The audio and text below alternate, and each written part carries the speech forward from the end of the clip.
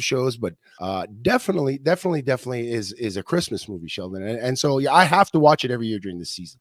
Well, and with that, we are now live. Welcome to all the guests joining us tonight on the Late Show, the ride with Chevy and Nasty. And, Chev, for me, it's like this. If the show comes on during the Christmas season, it's based during the Christmas season. And this goes back to before you're streaming movies, right?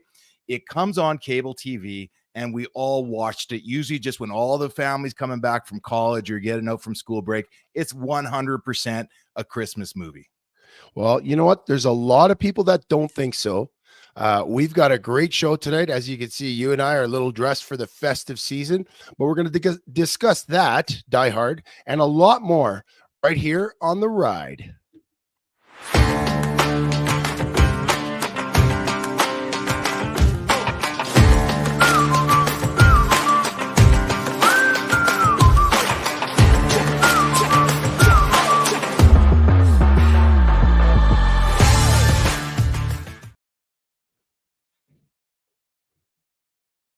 All right.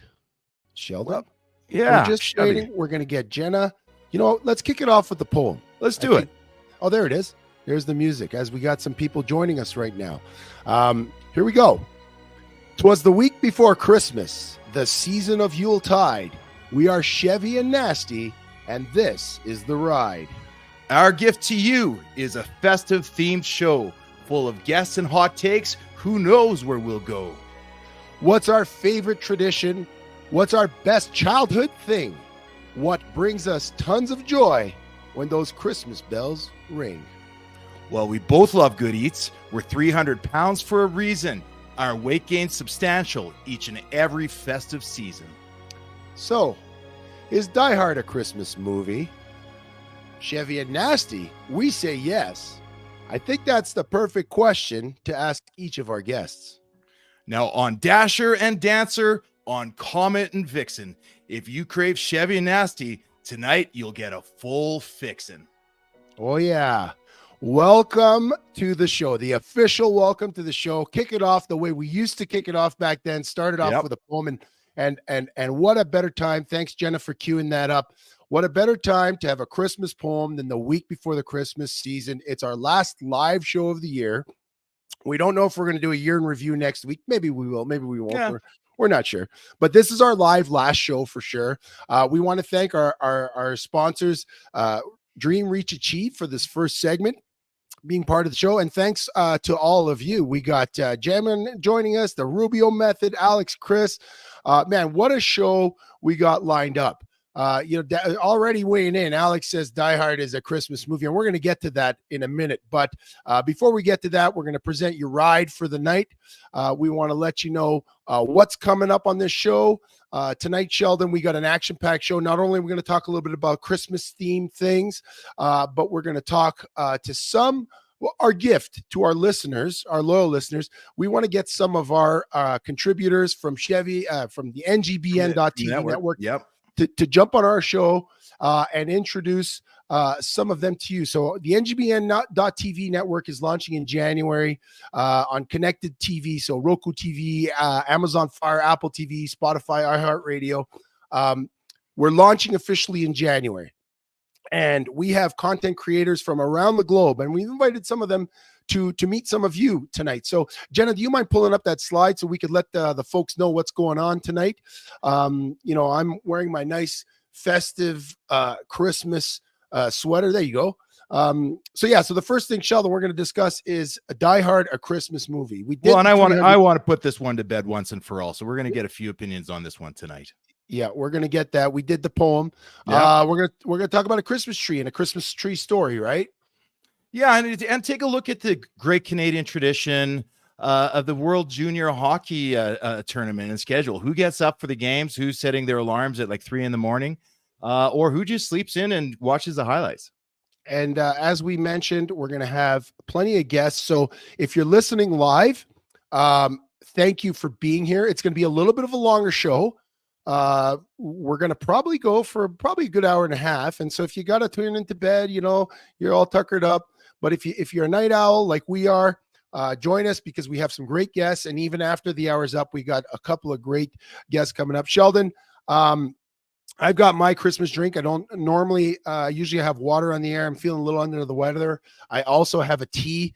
But tonight I got the old Christmas eggnog, and I did put in a little splash of rum. What do you got, Sheldon, for us on this festive occasion? Well, for the late show tonight, I'm definitely just drinking straight coffee for now, but I've got my absolutely favorite Christmas mug. And just check this out, right? It's all black right now, but as you add your heat, Well, this right, is live you fill television. it up. Yeah, and we'll see if this works. I hope As it you works. fill it up, give it a second here. And this thing should start turning colors. But of course, this is live TV, and it's probably been through the dishwasher one too many times. Well, you know what? Just keep it in front of you. And yeah, watch this. Give it a minute. Yeah, give it a minute. So you know what? And I just wanted to share with you because I'm a big Christmas guy. As you can see, I got the elf suit on. I got all my Christmas tree in the back, the joy. Like I got a 12-foot Santa in front of my house, and I have a small house, so it looks really obnoxious. There you go. See that, right? See it lighting up. Things like this just make me happy. It's the little things about the holidays, right? The things I keep this in the cupboard all year round, and I break it out once a year. Absolutely. That makes me happy. I got to show you one more thing because for me, I love Christmas. I mentioned it. I'm a Christmas ornament guy, but nothing makes me happier than Mickey Mouse. I love Mickey Mouse. My dad was a big Mickey Mouse guy. So this is my favorite Christmas decoration. It just reminds me of, we're going to talk about Die Hard in a second, but one of my favorite Christmas movies is A Christmas Carol, and the Mickey Christmas Carol is my favorite. And this reminds me of home. I live far from home. I don't get home for Christmas, but Mickey Mouse always reminds me of my folks' place. I have quite a few Mickey Mouse Christmas decorations. So that brings me joy. But what else brings me joy, Sheldon, is what we were talking about just before we got in is I love Christmas movies. I love all the happy ones. I love all the sappy ones. Like I said, Christmas Carol is my all-time favorite, and we could talk about that later. But Die Hard gets a lot of flack because a lot of people don't think it's a Christmas movie. And I got to tell you, Sheldon, I cannot go through a Christmas season without watching it at least once. Now, I might watch it 2 or 3 times, but I am for sure watching Die Hard once. I think it's an absolute Christmas movie. It takes place at Christmas time. The music in the show, like one of the greatest Christmas raps by Run DMC is what kicks off that show. And every song in the Christmas, even the ominous instrumental music as the villains approach the Nakatomi Plaza, it's all actually Christmas music. There's nothing that's not Christmas about it, but there's some people that will argue against it. What do you think, Sheldon? I'll take it even further. To me, if it comes on at Christmas, it's based on Christmas. The whole show happens between Christmas Eve and Christmas morning, right? But there's other little Easter eggs in there too. Like John's wife, her name is Holly. Oh, that's on purpose, right? That's completely Christmas. But I did a little bit of internet sleuthing earlier today, and I saw that the most recent stat I could find in 2016. 1.3 million Americans watched it over Christmas, beating out Home Alone. That's a big one. Yep. Miracle on 34th Street and The Santa Claus. You cannot tell me it's not a Christmas movie. I'm surprised there's even a debate, but as you're going to find out today, everybody's got a different opinion. My wife completely disagrees with me, but you know what? I think when you lay out the facts like you just did, it's a Christmas movie. But I was going to just say, if you're listening in, chime in. Let us know if you think it's a Christmas movie. Jenna wrote in. She loved the Muppets Christmas Carol movie. I love that movie. I just watched it the other day. And AC says the old dudes in the balcony. They're in the private chat. But, speaking of AC, we said today, we promised that we are going to have some of our friends and colleagues from the NGBN.TV network. The reason this network was launched is to save men's lives. Men in their 40s, 50s, 60s, and 70s, from all the different things that affect us, but including the alarming number or the alarming rates of suicide in men's in that age group. Now, we understand that we're not everyone's cup of tea. I'm not even some of my own people's cup of tea. Like, I don't think some of the people that are closest to me will watch my show, and that's cool. I'm someone's cup of tea.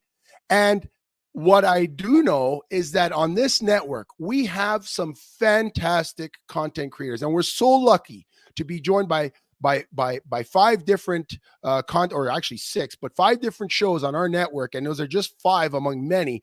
But right now, we're going to welcome the smoothest man by far on the airwaves, the smoothest man, AC Cobbs.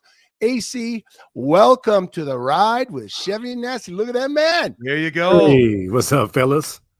How we doing tonight? We're doing well, and you got the hat. I was hoping you're going to keep that on, man. Yeah, You're you looking told good. me. I'm Look at the doing shirt. good. Look at the shirt. Show us the shirt. Hold the shirt up. Naughty, nice, or whatever, man. Whatever. Whatever is That's- whatever. That's There your you go. Philadelphia Eagles. They're whatever Yeah, right it now. is what man. it is. What it is. Whatever, man. It's whatever. So tell our audience where are you coming from tonight? Like, where are you broadcasting out of? I'm in actually Santa Fe Springs, California, which is in Los Angeles, California. It is 10 o'clock out here. It's about 60 degrees, a little bit of drizzle out there, but it was 70 degrees today, comfortable. Just living life, man. Getting ready to go see my son play in the Hawaii Bowl on Saturday. No Oh, wow. way. So we're doing all right out this way. Okay, wait, before we get to it, because we don't have a ton of time with you. We want to take a ton of time, and we're going to do it on a future episode, but we just talked. You heard us talking about Die Hard. Oh, You yeah. live in LA. Yep. Okay. Mm. You know, most Canadians, most North Americans, Christmas time is about snow, but there's no snow in LA. Nope. But you could still have a Christmas movie take place in LA. And for me, there's no greater Christmas movie that takes place in LA than Die Hard. I need your take, AC. Tell me, is Die Hard a Christmas movie? Yes or no? Yes, Christmas Hey. in Hollis, Run DMC. I actually did some homework, guys. There are several movies that are not Christmas movies that are Christmas movies. Another movie that takes place in LA that's a Christmas movie that's not a Christmas movie is Friday After Next with Ice Cube Okay. and Yeah. Cat Williams. That is a Christmas movie. It takes place at Christmas time. Another No one, way, yeah. Rocky IV is a Christmas movie. They fought on Christmas Day for no money in Russia. He was crazy for that. Trading Places, Eddie Murphy, Dan Aykroyd, yeah. and it was at Christmas time where he was dressed as Santa. And Gremlins was a Christmas movie. That's right. Think about it. Batman Returns was a Christmas movie. I love it. There are on top of Die Hard, I believe Lethal Weapon was at Christmas time. So all these movies are Christmas movies. They may not be as Christmassy as A Christmas Story, my favorite of all time, or A Charlie Brown Christmas, or The Grinch Who Stole Christmas, or Frosty the Snowman, which are my favorites, and Rudolph the Red-Nosed Reindeer, who I felt his pain being left out, not being picked for kickball sometime. And it was like, yeah, I feel you, Rudolph. I want to play some reindeer games too. So yeah. Die Hard. I love that take. I love that take, AC. You brought back so many memories. So many of those movies are great 80s movies. You brought back Trading Places, Dan Aykroyd and Eddie Murphy. That was one of the all-time classics. I have not seen that in years, but now I want to go back and watch that. But we got a lot of people chiming in. Nana Mana, A Christmas Story. The leg lamp. We got so many people. Rocky Shoot your eye out. But shoot your eye out. Kid. Shoot your eye out. Jamin D saying Hans Gruber is the best Grinch of all time. I mean, compared to the Grinch Who Stole Christmas, it has a Grinch. And you know what? I was going to ask you this question, but I think it was answered in the comments by Alex Chris. But I wanted to know, is Nakatomi Plaza, the setting for Die Hard, a real building? And apparently it is. Century City.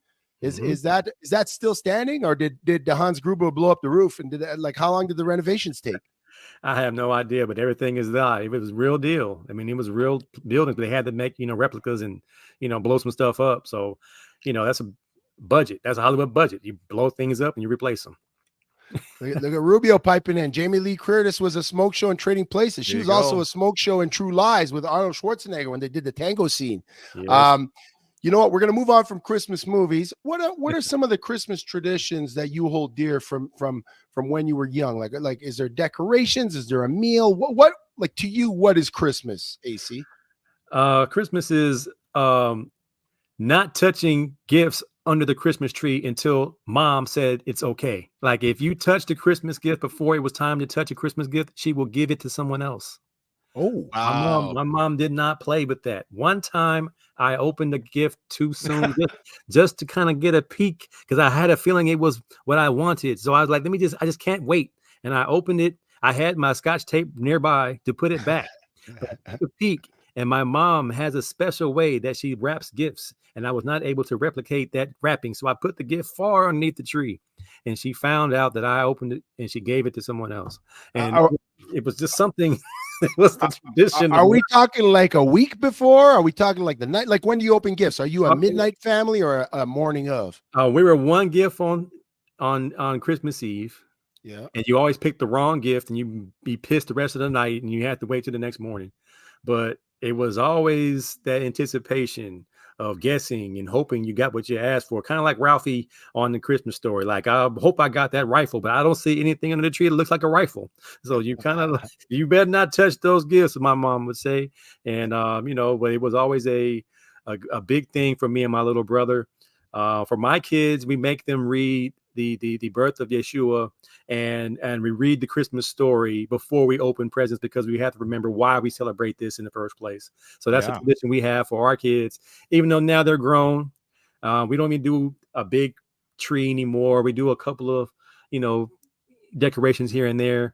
When they were small, we did it big. We decorate outside. I break my back and nearly died trying to put up lights, and I'm trying to be creative and all that stuff. But that stuff now, they just like, let's just spend time together, have a meal, watch some movies, play some board games, and just spend time together. So times have changed, and my mom still tries to recreate things of the past, but we're so much older now and slower, and things aren't as fun as they once were. But it's still a good time being with family. Dr. Isabel and Chef Michael chimed in. Don't mess with Mama. And Dr. Isabel and Michael, we're going to talk about Chef and the MD show. We're going to have them on our show. We pre-recorded some stuff with some of our guests because they're way down in New Zealand. Wow. They're actually in tomorrow. We'll talk about that later. But I wanted to ask you, you mentioned this, and what I really love about your show, AC, I listen to you, and for those of you listening right now, AC's show is on just before ours. So he goes live from, I guess it would be, I guess that's 10 p.m. to 11 p.m. Mountain Standard Time. So that's where we're at. Sheldon and I were in Calgary, Alberta. AC's in LA. So I guess you're on 9 to 10 Pacific. But what I love about your show is you got some great takes on sports. You read all your guest comments, and I really try and do the stuff you do. But what I love is that you also have a faith. You talk about mental health and men's health, but you also have a faith-based approach to what you do. And I grew up Catholic, and someone asked me today, it was like, are you super religious? Are you Catholic? And it's like, I'm a Catholic questioning guy. I was an altar boy till I was 18, but there's a lot going on with the Catholic Church since I turned 18 that I question. Mm-hmm. But I really love how you insert your faith into things you talk about, but you're not throwing it in anyone's face, and you're making it an inviting discussion. And at Christmas time, how do you keep that going? How do you keep that going? Because Christmas is a lot. People forget about what it's about, right? Oh man, all the time. Everything's so commercialized. Everything is so, over the top. Everyone spends their last dime trying to buy presents. But I think it always has to get back to faith. And then, dealing with mental health, dealing with things that we deal with every day, is keeping a perspective on everything. I don't think myself as religious. I don't think myself as a Christian, so to speak. I'm a believer in the death, burial, and resurrection of Yeshua HaMashiach, who 2,000 years ago was born, the immaculate, conception and all that stuff. But I don't think it's something that I need to preach. It's something that I just need to mention when someone asks. Like when someone asks me a question about that, I'll be willing to tell them. But it's not something I want to make someone feel less than. I can't reach anybody if I can't form a relationship with them. And sports is a great way to open that door. Fatherhood is a great way to open that door. Dealing with depression is what I've been through, is a good way to open that door. And how I got through all the things that I've been through has been my faith.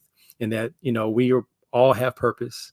We all have a goal to reach. If we don't have one, it's time to set one. And it's just about having a positive outlook and understand that we are all brought here for a reason.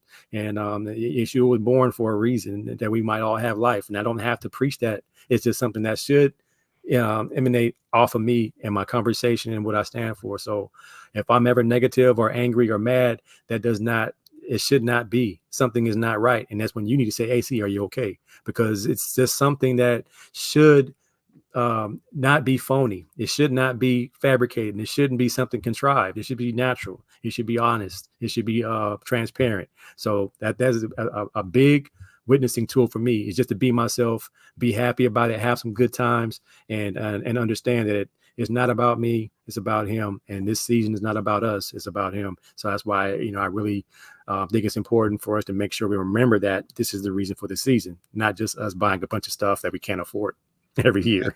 Yeah, I love it, AC. And you guys got to check out his show. This man walks the walk, talks the talk, and like we said, is the smoothest man on the airwaves right now. AC, I love it. And I'm telling you right now, we probably got a bunch of people Googling Yeshua right now and trying to understand exactly what the roots of your story are. Oh man. But it's just his name. That they spoke Hebrew. Okay, that's just a Hebrew for. Okay, gotcha. Okay. They spoke Hebrew. They didn't speak English. So yeah, there you go. My mom calls me Anthony. She never called me Tony. So I kind of want people call me by my name that my mom gave me, and that's kind of what that came from. So I'm just trying to be respectful in the history of mankind. His mom called him Yeshua. I'm gonna call him Yeshua. People call him Jesus. That's derived later. But I believe if I want to see him one day, I want to call him by the name that he was given. So I'm not gonna be like, yo, you never learned my name. Like, it's like, my name's AC, my name's Anthony, but you can call me AC. That's cool. But at the same time, I just want to be respectful and understand that will be a smooth meeting one day. AC, you are absolutely the smoothest guy on the radio. We didn't even have to ask you what your show is about. Your show is about connecting people. It's about bringing people together. You talk about sports. You talk about your Philadelphia Eagles. I'm sure they're going to have a bounce back next week. But we really appreciate you coming on our show. We're going to do it again, but we're going to do a real show one day, like a full-on show. But it was absolutely our pleasure and our honor to have you on the show. Thanks so much. I know you got to get to your son's game. Good luck to your son at the Hula Bowl. God, that sounds fantastic. That's a Christmas gift in and of itself. That is a Christmas gift. We flying to Hawaii. That ain't cheap. So that's your gift. We're here. That's your gift. Yeah, there you go. All right, man. Thank you so much. Man, I love that guy. But you know what, Chef, we got a busy schedule today, and we got to make sure that the trains are running on time here. So to find more of AC and his show, just go to ngbn.tv. And while you're there, we've got this amazing new merch line for some of the different shows and for the network. And we're offering right now a promo code. If you guys want to look that up, Jenna, if you want to throw that up on the screen, if you go to ngn.tv, did I just say that right? I feel like NGBN.tv. Enter Ride 10. You get 10% off any of the merch that you guys see there. Help support the show, help support the network, and keep this thing going. But right now, we got to go to break. Chef, we come, we got a lot going on when we come back. We got so much coming back. If you're catching the show, I know a break, but we'll put up the socials real quick because everyone listening tonight, you could catch us at Chevy and Nasty, Facebook, YouTube, where we're streaming right now, Instagram, X, all of those. You can catch us. We clip up the show. We're going to have little bits and pieces of all the great interviews we do tonight. And again, thank you so much for joining us. When we get back, Sheldon, we're going to get to more guests and more talk about the holidays. Ho, ho. Are you a business owner or sales professional and want to build and maintain a peak performing premium pricing sales team? Are you and your team finding it difficult to work with clients you want to at the premium prices you deserve? The Professional Sales and Execution Certificate Program will dismiss the sales myths that have limited you and your team and stalled your complete company's growth. Learn all about our PSE secret weapons, including the 98.2 premium presentation that helps build a high-ticket repeat sales network. These absolutely dead simple secret weapons allow you and your team to be yourself and utilize extremely powerful ways to decide which clients you want to work with. If you're ready for a high energy and high power training session that will completely transform you and your team into the envy of your industry, simply click here and register and book now. Get started on your premium pricing high ticket sales execution journey now. Attention, gentlemen of distinction. Introducing NGBN.tv, the television network designed exclusively for men in their 40s, 50s, and 60s. Your go-to destination for entertainment that speaks to you, inspires you, and celebrates the incredible journey of manhood. And here's the exciting news. NGBN.tv is coming to Roku, Apple TV, Amazon, and your favorite mobile devices. Whether you're a sports enthusiast, seeking self-improvement, or just looking for a good laugh, NGBN.tv has got you covered. Entertainment, inspiration, brotherhood. Coming soon to Roku, Apple TV, Amazon, and mobile devices. NGBN.tv. where men thrive.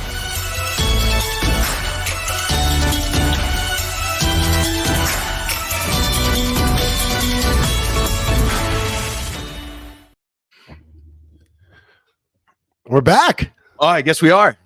Look at that. Yeah. Well, guys, once again, thanks to AC for joining us on the show, and thanks for all of you guys listening. I know it's a late show, and it's a little later for some of you guys in certain time zones, so we really appreciate you coming on and appreciate the comments.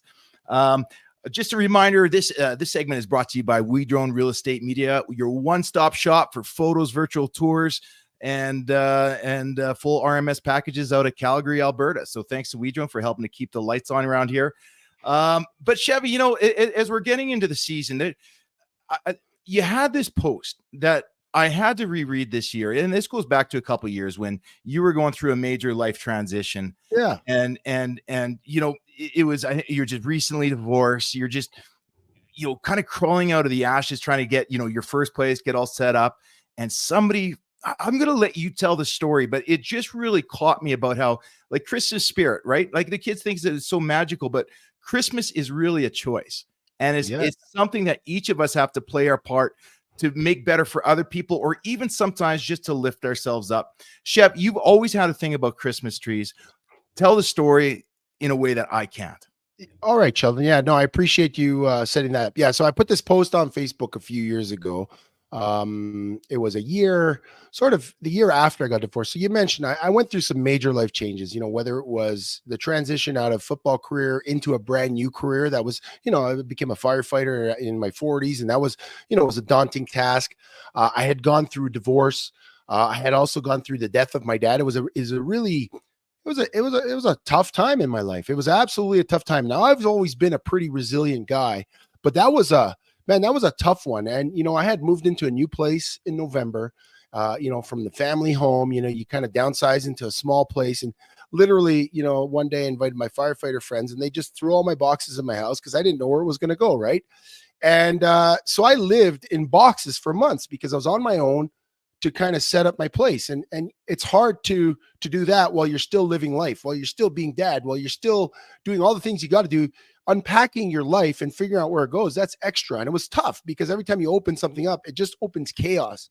And I remember one of my firefighter buddies, he put my Christmas tree in my living room, and he's like, "You're going to put that up this year, and that's why I'm leaving it here." And I was like, oh, okay, you know, and I never got around to it. So it was 2018.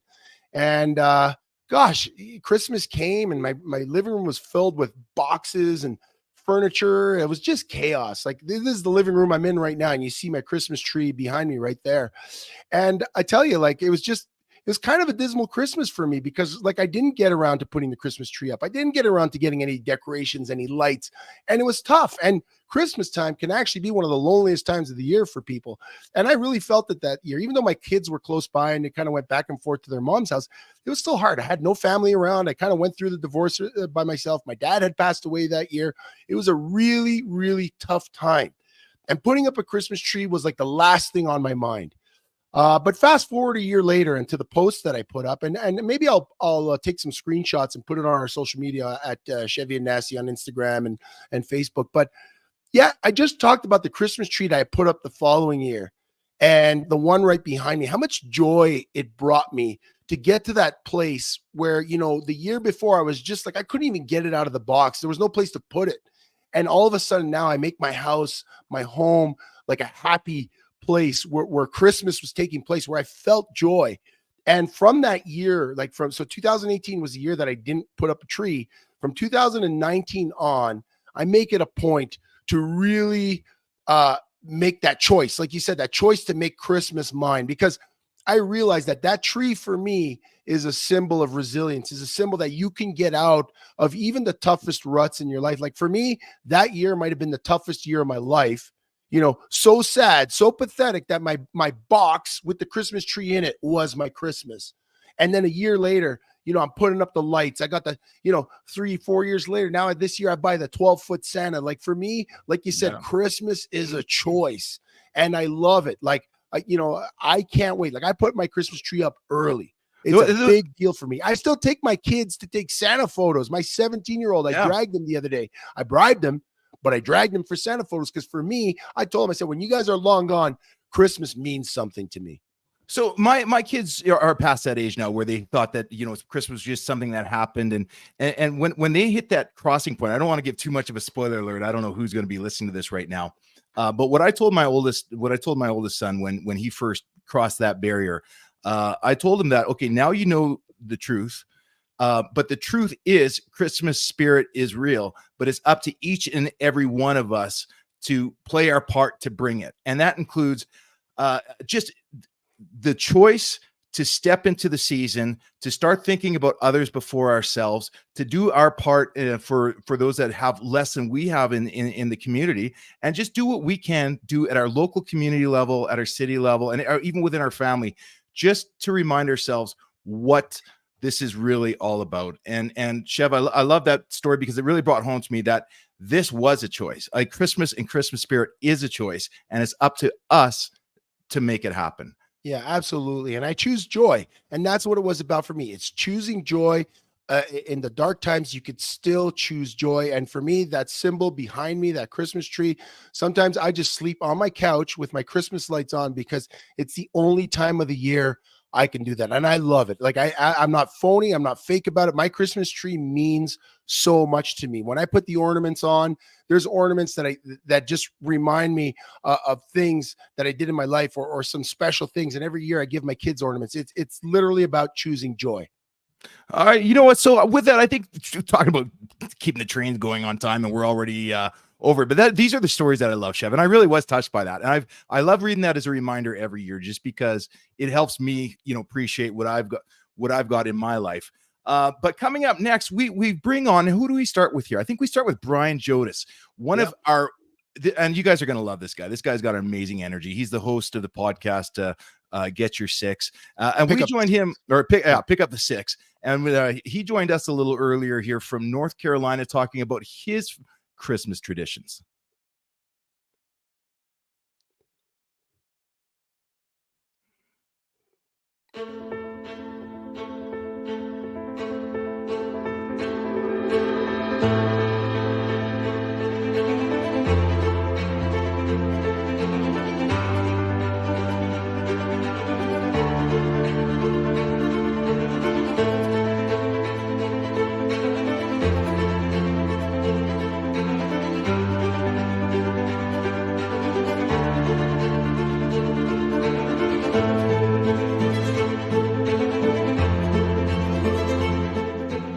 Attention, gentlemen of distinction.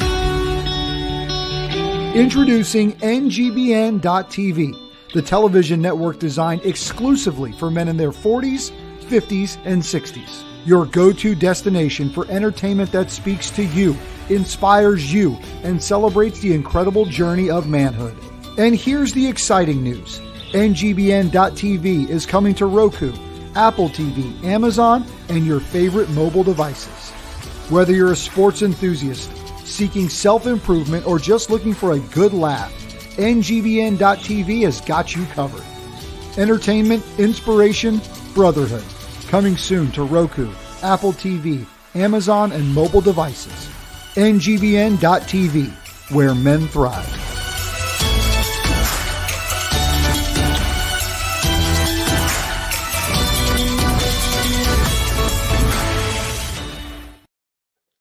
All right, welcome back. So we did have a couple of videos queued up, but we're having some technical difficulties. We can't get the video played, but that's okay. We'll keep the show rolling. We got lots of people online live with us, and really appreciate the comments, Jamin. Yeah, like I love to share stories. The one thing we talked about, my story of my Christmas tree, and the one thing that this network is about, what's inspired me to this network, is that everyone has a story. Everyone has a story. Sheldon has a story. I have a story. Everyone listening tonight, you all have a story, and we're not in it alone. My story is unique to me. Like it has super, super value and meaning to me. And yeah, it's a mental health story. It's a men's health story, and everyone's got something going on. And that's what us being on this network, that's what it means for us, is sharing and giving people an outlet to say, hey, I'm not alone. Like if you're listening right now, it's 11:30 p.m. on a Tuesday night. You can't fall asleep because you had a crappy day, or something went wrong at work or at home, this is a place where you can come and share in the comments or even vicariously listening to us, especially this time of year. You know, we choose joy, but we also know that some people can't see that joy. I was close to that area in 2018. I'm not there, but I know some of you aren't. So please stick with us, not just us, but stick with us in this world. You know, the network is here for you. It's not just content. It's not just TV shows. We also have a partnership, boots on the ground, where we can get you help. If you email the NGBN.TV network, someone will get you some help if you need help. Sheldon. You know, Chev, and I think this is great. I'm not sure if you said it at the start, but it's kind of funny. So we had all these amazing interviews set up for you guys, and it was awesome. We had some people celebrating Christmas tomorrow, not tomorrow, but like they're down in New Zealand, just outside of Auckland, and they were actually like a full day ahead of us. It was kind of neat to be talking about it. In fact, we recorded them yesterday, which is actually today, and they're watching it right now tomorrow, which was kind of just setting my brain for a bit of a loop. But, you know, one of the things I love about Christmas is that everybody has got their own unique traditions. Like even down in New Zealand, yeah, they celebrate Christmas. Yeah, they have Santa Claus. They don't have a whole lot of snow. They can't even relate to the concept of snow unless I think if you go up into the mountains. And I'm not even sure if those mountains have snow, but everybody has their own kind of unique traditions. Chevy, what can you tell me about how do you guys celebrate the day? I mean, is it because even across Canada, even within the city of Calgary, it's not the same. How do you guys celebrate in your family? Well, I'll tell you quickly. And so for me, obviously, my kids are in a split family. My family lives very far away. They live in Montreal. I'm in Calgary. For American listeners, that's the equivalent of Montana to New York, and flights across Canada aren't super reasonable. And, you know, my kids are in a split family. So, you know, I had my kids last week. I did a lot of my Christmas last week. We went to visit Santa. We went for movies. We did a whole bunch of Christmas crafts, and then they go to their moms this week. So my lead up was really last week. And then I get them back in the afternoon on Christmas Day, but it's okay because with their mom, they have a different Christmas. So we just do a couple of different things. I really enjoy going to the movies on Christmas Day. So the movie theaters usually open up, and I'm a big movie guy. Yeah. So going to movies is a tradition of mine, but I try to get away from having to do the traditional Christmas things because I don't want my kids to feel like they have to feel it the same way at two different houses. You know, They open the gifts under the tree at mom's house. That's great. They get that there. At my house, you know what? I got a couple of gifts that I give them each year that they know we a couple of experiences that we do together. And last week at the mall, you know, we got to go shop for a gift together. So we do it a little differently. Even the food, like, you know, their mom does the traditional Christmas dinner for them, which is great. But I don't want to try and match it. I don't want to try and force. So we do like I would. Again, Rubio's listening. I turn it into a contest, but we do Christmas poutine. But you know, Sheldon, I'm just going to tell you, we should share your tradition in a minute. But I think we could bring Jenna on. I was checking the private chat. She said that she could share that interview with Brian Jodis if she screen shares. So Jenna, do you think we could cue that up? If not, we'll just keep rolling. But I guess we could do that, Chev.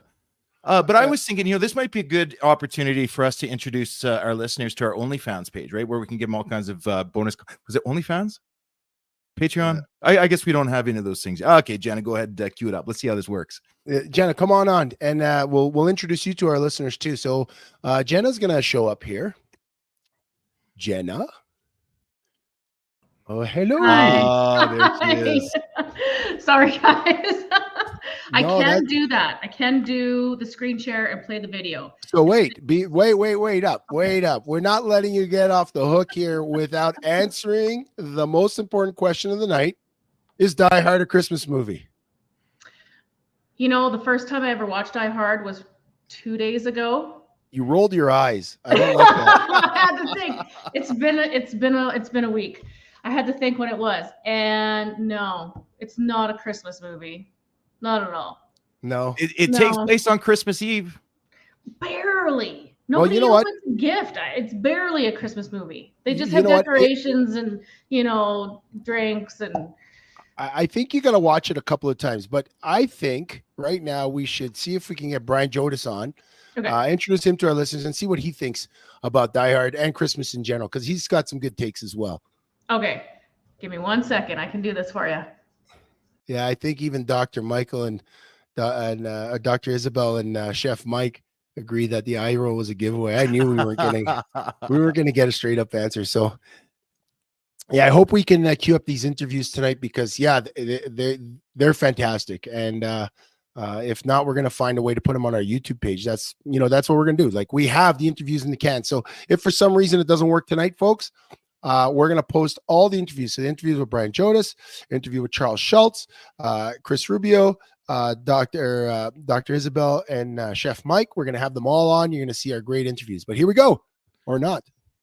Oh, my gosh. There you go. So we're going to screen share with you. You know, the magic of live television. It's beautiful. We got to make sure the sound is on. I did this for 2 years during COVID. You got any sound? And no sound through a screen share. There's Brian right there. Chevy, maybe we can add some lip sync to this here. Yeah. Here's Brian showing us his lovely Walmart Christmas ugly sweater that his wife hates, but he wears it anyway because he's just that kind of guy. Are we going to narrate our own show? Well, you can see we did it. We put a lot of effort into this Christmas special, and we'll get these interviews. Look at my shirt. Yeah. Look at that. Wearing the Grinch shirt, because we're doing play-by-play of ourselves mute. That's the most quiet you've ever had me. Look, people are listening now. They're like, hey, wait, we want to hear Chevy not talk. See, yeah, there you go. Yeah, there you go. Joker jersey comes in nice. Everybody's just sitting along for the train wreck right now. But you know what, Jenna? Hey, I appreciate you trying. Right? Like, I tried. I'm sorry, guys. No, it's not a problem. Because we have tons of things we want to talk about. Like right now, I'm sipping on eggnog. Now, we were talking about this a little earlier. For me, guys, I love eggnog. I love it. I grew up. I love eggnog so much. But I'm having a hard time these days. Like, are you an eggnog guy, Sheldon? To be honest with you, yeah, like I am. Like, every year, I always have it. I like mixing a little bit of rum. It's fun to come home after work one day when you're just feeling like the holidays are just beginning and you're taking some time off, and have a glass of eggnog. Do I like it? No, I don't. It feels like Christmas, right? It feels like Christmas, but in terms of, like, do I drink it in June or July? No, I really don't. I usually have about 3 or 4 glasses over the season, and that's it. So eggnog's never been a big thing for me, although I have to do it every year. Just like, also on Christmas Day, we'll have pickled herrings and sardines, right? You know what, Sheldon? I can't believe you said you don't like it. Like, so I don't. Buddy, that many people actually really tell me, why do you love it? Sheldon, I love this drink. This drink should be available year round. Like, I love this drink so much. This is the problem with me. I don't know what you can, if someone in the comments can think about an analogy here, but I love eggnog so much. Like, I would drink it every day if I could. Now, the problem is this. It's only available around Christmas time. So usually what I do, and what I've done in the past, is I will go to Superstore. I will go to Superstore towards the end of the holiday season. I'll buy 4 or 5 2-liter cartons of eggnog, and I'll throw them in my freezer chest so that I can crack them out in July for Christmas for July. That's 10 liters of eggnog, dude. Well, it's a summertime drink when it's frozen. Oh my God. But this is the problem. This is the absolute shame of this whole thing, is lately, and this drink included, I have developed a slight intolerance to lactose that, like, it's a bad day if I drink a cup of eggnog. Now, I've had about 5. I literally chomped on 5 Lactase pills so I can have this tonight on the show, because otherwise I'd be running to the can.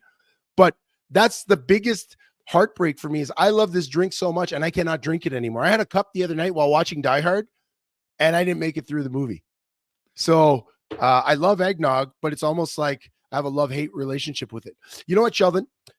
We got to take a break. We're going to take a break now.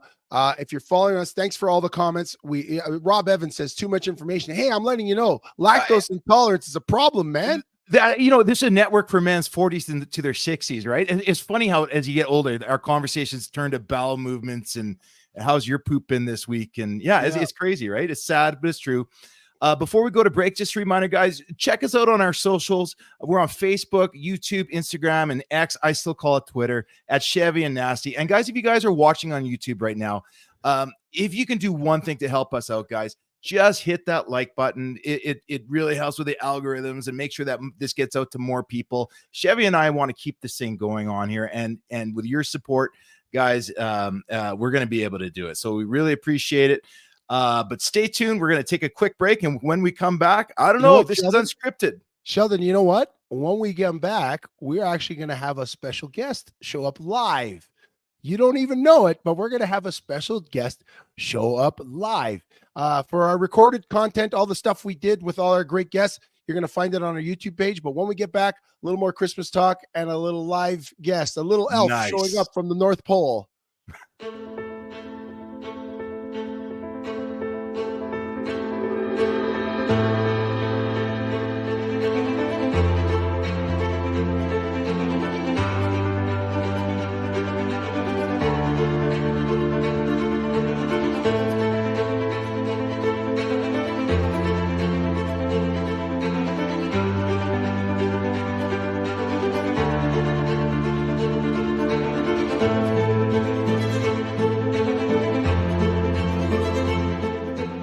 Attention, gentlemen of distinction.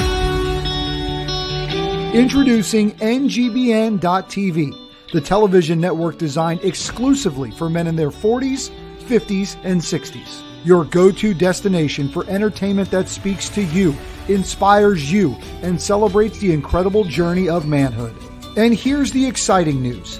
NGBN.TV is coming to Roku, Apple TV, Amazon, and your favorite mobile devices. Whether you're a sports enthusiast, seeking self-improvement, or just looking for a good laugh, NGBN.TV has got you covered. Entertainment, inspiration, brotherhood. Coming soon to Roku, Apple TV, Amazon, and mobile devices. NGBN.TV, where men thrive.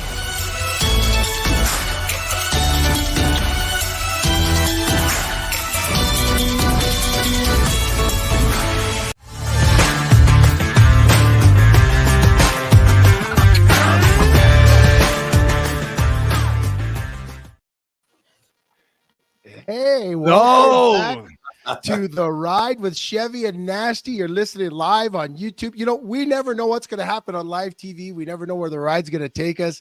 We had the pleasure of talking to this man 2 weeks ago on our show. We had the pleasure to talk to him yesterday on our recorded show. He comes in to save the day after having the most, honestly, guys, if you're listening right now, I promise you this was the most kick-ass episode of the Rubio Method that he put out this morning.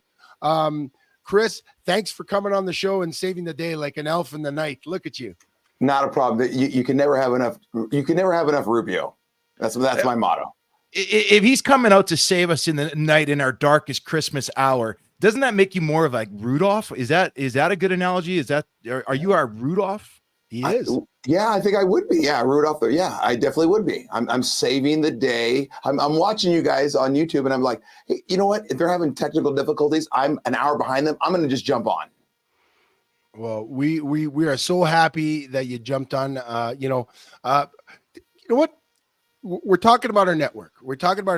You know, you go through difficulties. You got to bounce back, just like this show. You know, you got to be strong. You got to pull through. And sometimes you just got to kind of stay the course. Now, your show, Rubio Method, you also host of the Decades podcast. I want you to talk a little bit about your show, the Rubio Method, and in particular, a little bit about that episode today, because I really want people that are experiencing difficult times. And I have a lot of friends that are first responders, obviously firefighters, but even military. This show was really good. Can you give us a little bit of a summary of what to expect if they click on that episode today? And we'll put it on our socials for sure. Yeah, it was with Craig Hannum. He's actually in Lewiston, Idaho, where I live. He's from Arizona. And he was brought to me by another guest that I had, Mark Arnott, and he was just phenomenal. He's basically like a suicide prevention analyst, but he's been working with the Army. He was in the Army for, I think he said 20 years, 29 days. And he is just an absolute phenom. He's got great stories. You will, I'm telling you, halfway through the episode, you'll be writing stuff down of, oh my gosh, this is a great point. I never thought about this. Like how he does. One thing that I really loved about him was when he said PTSD, he never says the D because he goes, it's not a disorder. And that was just one of the things that I thought was just phenomenal. And with the Rubio method today, it's a very, very good show. I've had a lot of compliments on it. Well, that was, and sorry, Sheldon, to cut in here, but that really touched me because again, I have a lot of friends on the fire department and guys that are public about it and not public about it. And he talked about the PTSD. That one really stuck to me because he said it's PTSG. He's like a post-traumatic growth. And I love that because it really empowers people to say, hey, this is not a disability. I could grow with this thing that I'm experiencing. And he talks very freely about it. The other thing I really, really, really appreciated is he says he never says the word committed suicide or attempted suicide because he said you commit murder, you commit a crime.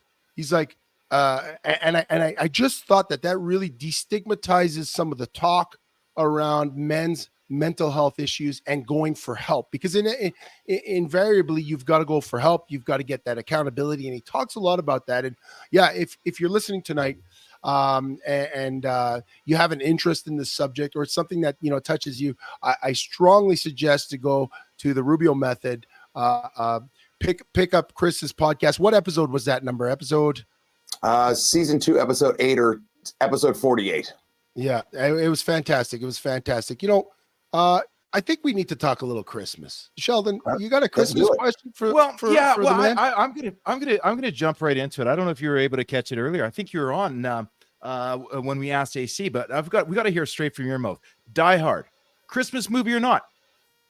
100% a Christmas movie. Any movie that has any sort of Christmas in it is a Christmas movie. Like I said before, Christmas to me for this topic is like garlic. Once you put garlic into something, you taste the garlic. Therefore, it's a garlic dish. If you put Christmas in anything, it's a Christmas movie. Done. That's all you need to say.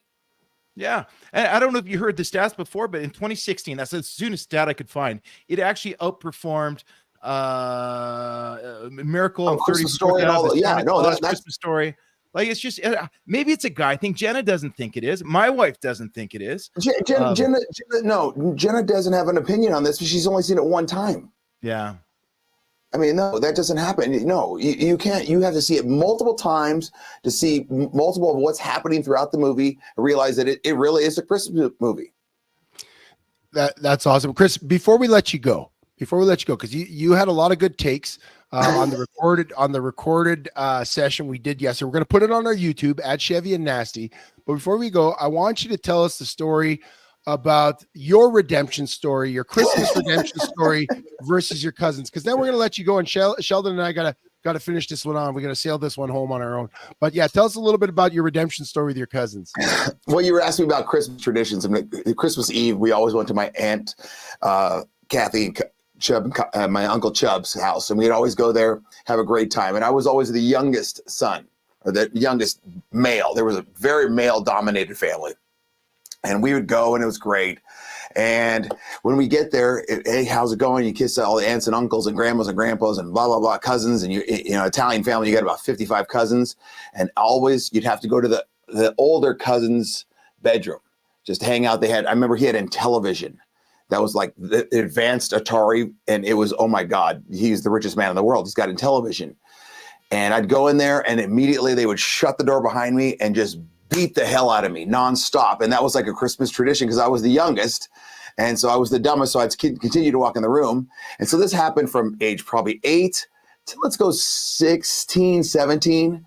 And then finally about 16, 17, I kind of hit my growth spurt, kind of matured a little bit. And it was like from the movie The Bronx Tale. I walked in the room, I shut the door and locked it. And I was like, now you can't leave. And I beat the hell out of every one of my cousins to where they cried, please stop, Steve, please stop. And I just went right at him. It was great. I love it. You know what? It's kind of like Die Hard. It's kind of like Die Hard. You went in and you kicked butt, and what a Christmas story. What But a you see- Christmas story. Yeah, I mean that is a Christmas story. That's all that movie in itself. But you see, my wife is now coming in here piling up on me as well. What the heck is going on? Anyway. Yeah, Amanda, not a Christmas. I don't know, Amanda's wrong. I don't even know her, and I can tell her she's wrong. She's wrong. No, I'm about to go. Like as soon as this show wraps up, I'm going there. We're gonna have a talk about this right away. Well, I don't know when we're going to wrap the show up because Jenna just put in the notes that she could get the videos going, but we're going to let you go, Chris. Okay. Thanks so much for saving the day. Not a problem, guys. You have a great night and a great Christmas. If we don't speak to you, I know we'll chat before then, but we're going to keep it rolling, Sheldon. So I think this is the plan. I want to get to your Christmas tradition, Sheldon, because that's super important. We're going to have to take a break. For those of you listening live, if you got to go to bed, we get it. But if you're a late night owl like us, you want to keep listening. We're going to roll past the hour because I think Jenna said we might be able to play the interviews. If we can't, then we'll have a shorter segment after we take a break. But we want to honor those interviews. We'll make this a longer episode. I've got time. I'm assuming Sheldon has time before he goes to have a diehard argument with his wife. Jenna says she's in for the ride. So let's do this. Sheldon, do you want to get to your Christmas tradition now, or do you wait till after the break? You be like this. We can go wherever we want. Well, you know what? Here, I'm going to start this one off. I don't know if this is my Christmas tradition. I'll start off with a nasty thought about our Christmas tradition. Okay. So we grew up, and everybody, and you're going to hear on the interviews, you're going to see a lot of people, the chaos around Christmas, and as chaotic as it is, and as much as it burns out, the older folks in the house, grandma is laying and passed out on the couch by 7:30. It's something that's really important to get the kids together, the cousins together, and just experience that chaos. But what happens when your family's across the country? And for me, when my wife and I, when we started our family and our kids were young, we have no family here or no immediate family here in Calgary. And so we always found ourselves, driving up to Edmonton, flying out to Saskatoon, driving to Regina some years. And it was absolutely it was great. It was wonderful. It was magical. But when our oldest son hit 4 or 5 years old, we realized he had never woken up in his own bed on Christmas Day. Mm-hmm. And what, and just kind of how wrong that was. Because as much as I love the experience with the cousins and the chaos and the fun around the Christmas season, I also loved waking up and knowing that Santa Claus came in my house. What did you do? What did you do? How did you guys flip that? Because that's a tough thing on families. That's stressful. That could be like, I live so far from my family that I can't get home. My stress used to be when I would fly home, going to the in-laws, going to my parents, back and forth, all their different stuff. Now I have less of that stress. And, like I told you, my tradition, the boys, I kind of worked something out with their mom and it works perfectly for us. But if there was another dynamic, it might get difficult. How do you deal with that? Well, you know what? I think we're going to talk about that when we come back from the break. But I just wanted to point out one thing, because I want to know if anybody's still listening and anybody's still watching out there. Does that make me a Grinch that I'm the guy that doesn't travel on Christmas? Our family has now said that we're going to celebrate Christmas by ourselves, and then we do the rest of our traveling around the Christmas season. So we go see him the week before, we go see him the week after. And the last thing I want to point out, Michael and Isabel Hunziger down in New Zealand just announced it's 8 p.m. on Wednesday down in Auckland, New Zealand. And that's absolutely blows my mind that they're watching us tomorrow. Well, we're going to try and get to their interview next for sure. I think if we can play that one, I think that's a good one to play next. Sheldon, let's take our break. We got to cut out before the hour's done.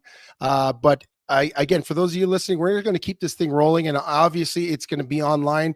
You can watch the rest of it tomorrow, but we'd love it if you join us because we love reading your comments right here on The Ride.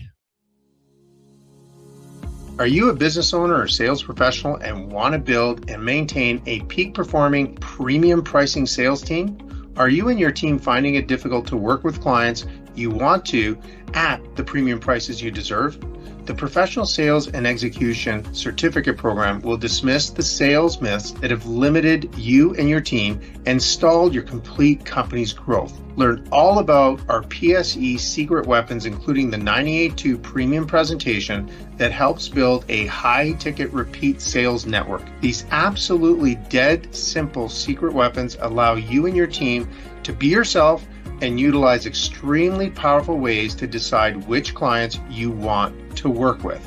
If you're ready for a high energy and high powered training session that will completely transform you and your team into the envy of your industry, simply click here and register and book now. Get started on your premium pricing, high ticket sales execution journey now. Attention, gentlemen of distinction. Introducing NGBN.TV, the television network designed exclusively for men in their 40s, 50s, and 60s. Your go-to destination for entertainment that speaks to you, inspires you, and celebrates the incredible journey of manhood. And here's the exciting news. NGBN.TV is coming to Roku, Apple TV, Amazon, and your favorite mobile devices. Whether you're a sports enthusiast, seeking self-improvement, or just looking for a good laugh, NGBN.TV has got you covered. Entertainment, inspiration, brotherhood. Coming soon to Roku, Apple TV, Amazon, and mobile devices. NGBN.TV, where men thrive.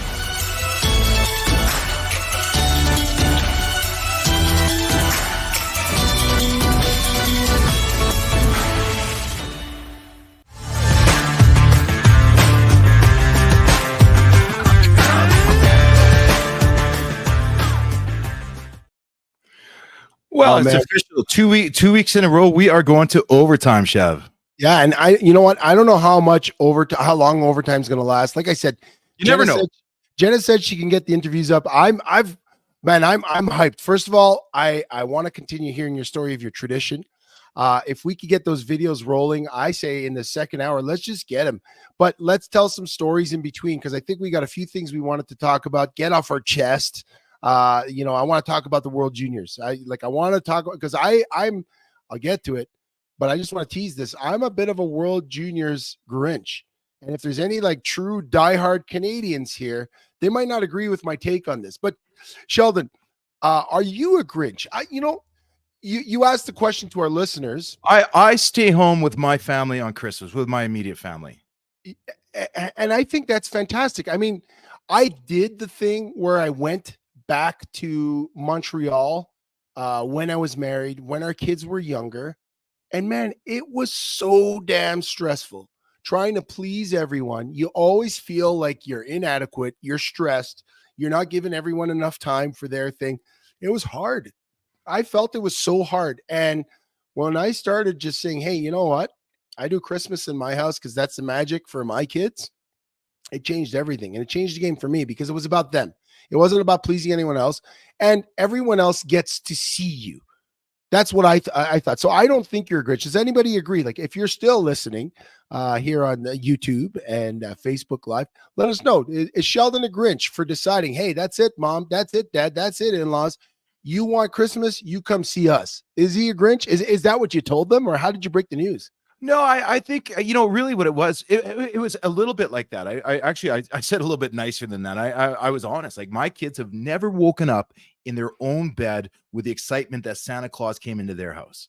And that's something we just needed to change. So the very first year that we stayed at home, we wanted to make it as special as we could. And, so that started right from the time they're kids. I'd read the 12 Days of Christmas, in bed before they go to bed, and kids go down and Mom and Dad do their thing. But we did a little bit different. My wife is awesome for this. She always believed in taking things over the top. So all of a sudden, to start off, our Christmas Eve tradition is we actually open all the presents, everything under the tree. We have our big Christmas dinner on Christmas Eve. Once that settles around 9 o'clock, we open up all the presents. Everybody stays up till around midnight, and we have kind of a late night. But then the kids go to bed, and they're going to sleep in a bit, meaning me and my wife get to sleep in a little bit, hopefully. But once they went to bed, now suddenly we're setting up for Santa Claus, which means the big stockings hanging from the fireplace, the letters, Santa would actually leave them personalized things like reindeer. But my wife's trick was that she would take my big winter boots and she would place them on the floor and she would sprinkle flour all around them. So coming from the fireplace to where to around the table where Santa would grab his cookies, you'd actually see his footprints in that magical little snow. And And when the kids woke up in the morning, of course, they run down. That's the first thing they'd see. And that just sparked the imagination. And I love things like that. Anything that you can do to add to the Christmas magic. We also fed the reindeer. We put reindeer feet outside. And then we had our little reindeer stamp footprints to show them like walking all over the front yard on the years that we had white Christmases. And it was awesome. I love that, Sheldon. I love that tradition, and I love that because I hear many people that do that. I didn't do that specifically. We had our own traditions in the house. We did some different things, but everyone's is a little different. In fact, Rob Evans, who's listening now, he's one of our loyal listeners. He's a fire chief at Redwood Meadows. In fact, his wife is a fire paramedic.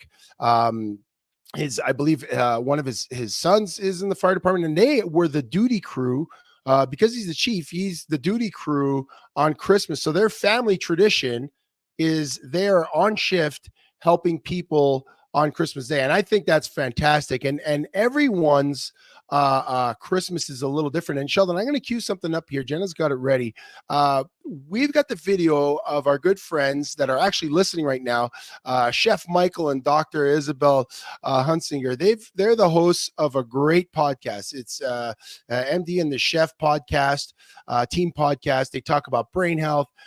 They really focus on this healthy approach to brain health and how brain health, keeping your brain physically healthy, is really the key to unlocking many of those issues that affect us. And we got a chance to sit down with them yesterday, which was today, and they're listening now, which is actually tomorrow. Like, my mind is blown. And not only is it winter here, it's summer there. So when we talk about different traditions at Christmas time, it's definitely different for them. So let's cue that up. Jenna, if you could play that video, we're going to try this again. We'll see if we can get to Dr. Isabel and Chef Michael. Let's see if we can get that rolling.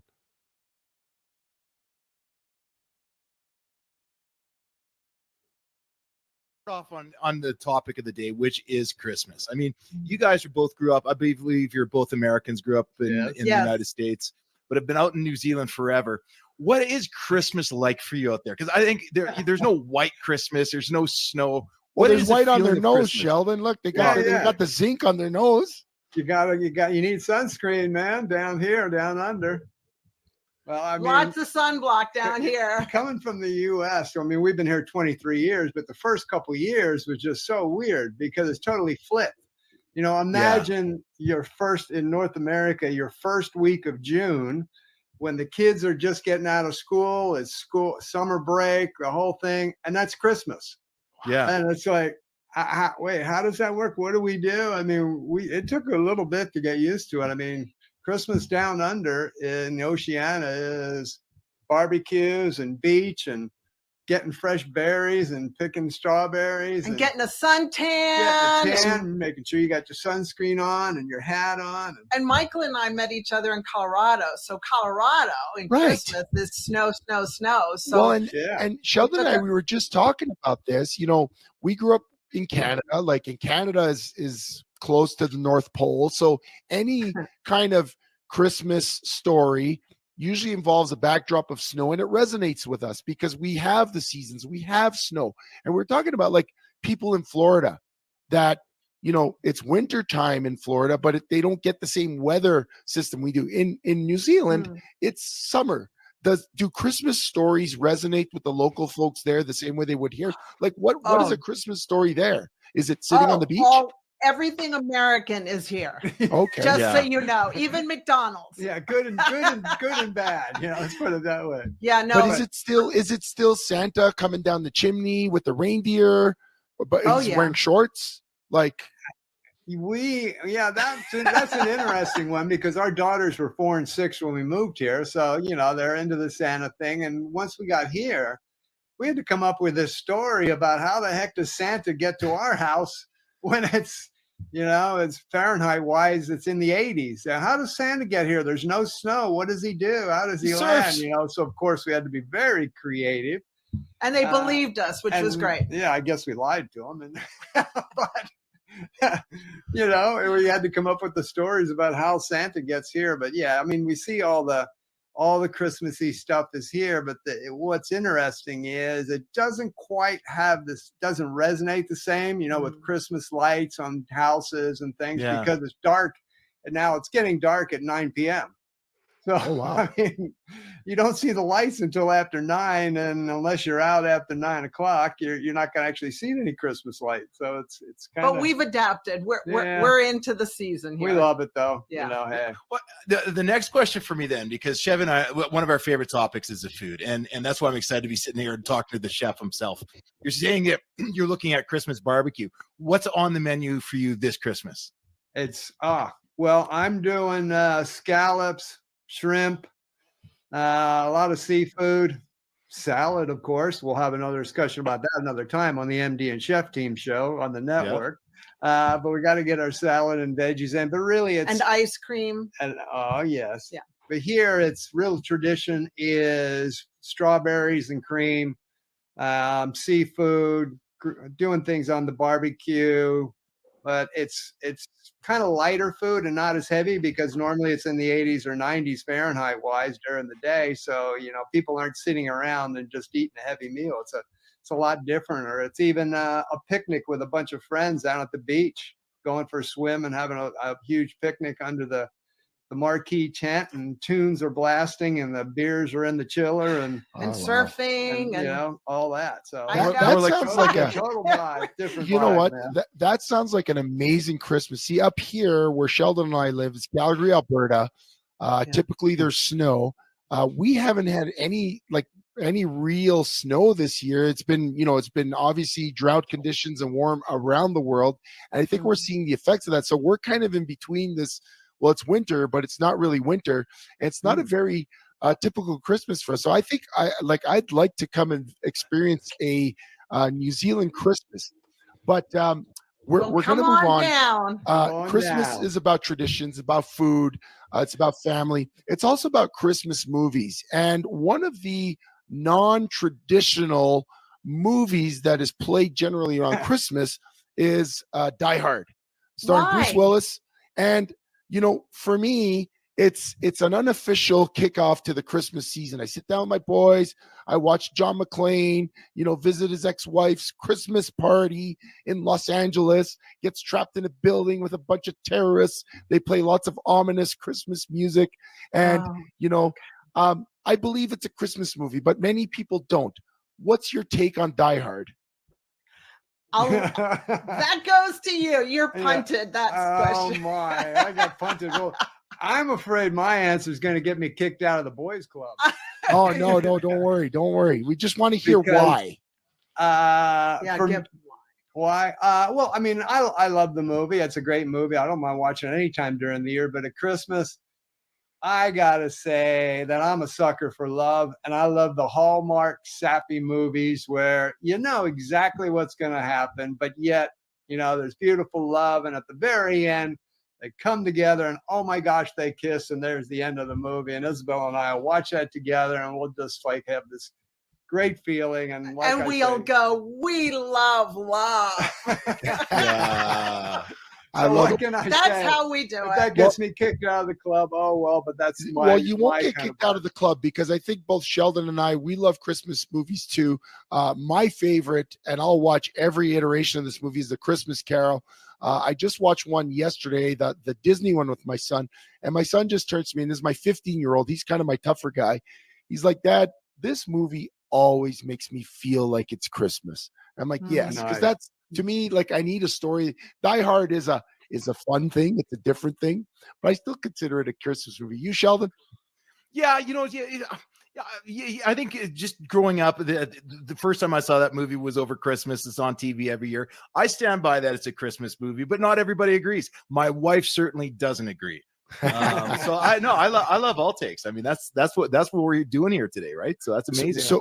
So, and speaking of we'll talk about the network, the NGBN TV network launching on all the different connected platforms in January, Roku, Amazon Fire, Apple TV, anywhere you can stream live content. We're going to be on. We're on the network. You're on the network. Today, we're introducing our listeners on the ride to some of our colleagues like yourselves. I want you to tell us what the MD and Chef Team podcast is about. What is the connection to men's health? What are our people going to learn when they come and listen to your show? Because I love it, but I want them to hear from you. Well, our specialty is brain health, because really we talk about mental health because there's a stigma out there about mental health, and we all kind of hide it, especially men. But it's really about brain health, and when we start to understand that the brain controls everything, I mean, even if if we're a guy and we want to be all physical and everything, but if our brain health is off, our body doesn't function as well. Our daily emotions, it controls everything. If the brain's not right, we're going to be a mess. And so we really get into brain health. Isabel, as a medical doctor, myself as a nutritional chef, we help people in the areas of brain health to understand there's so many lifestyle factors we can do to have a healthy brain.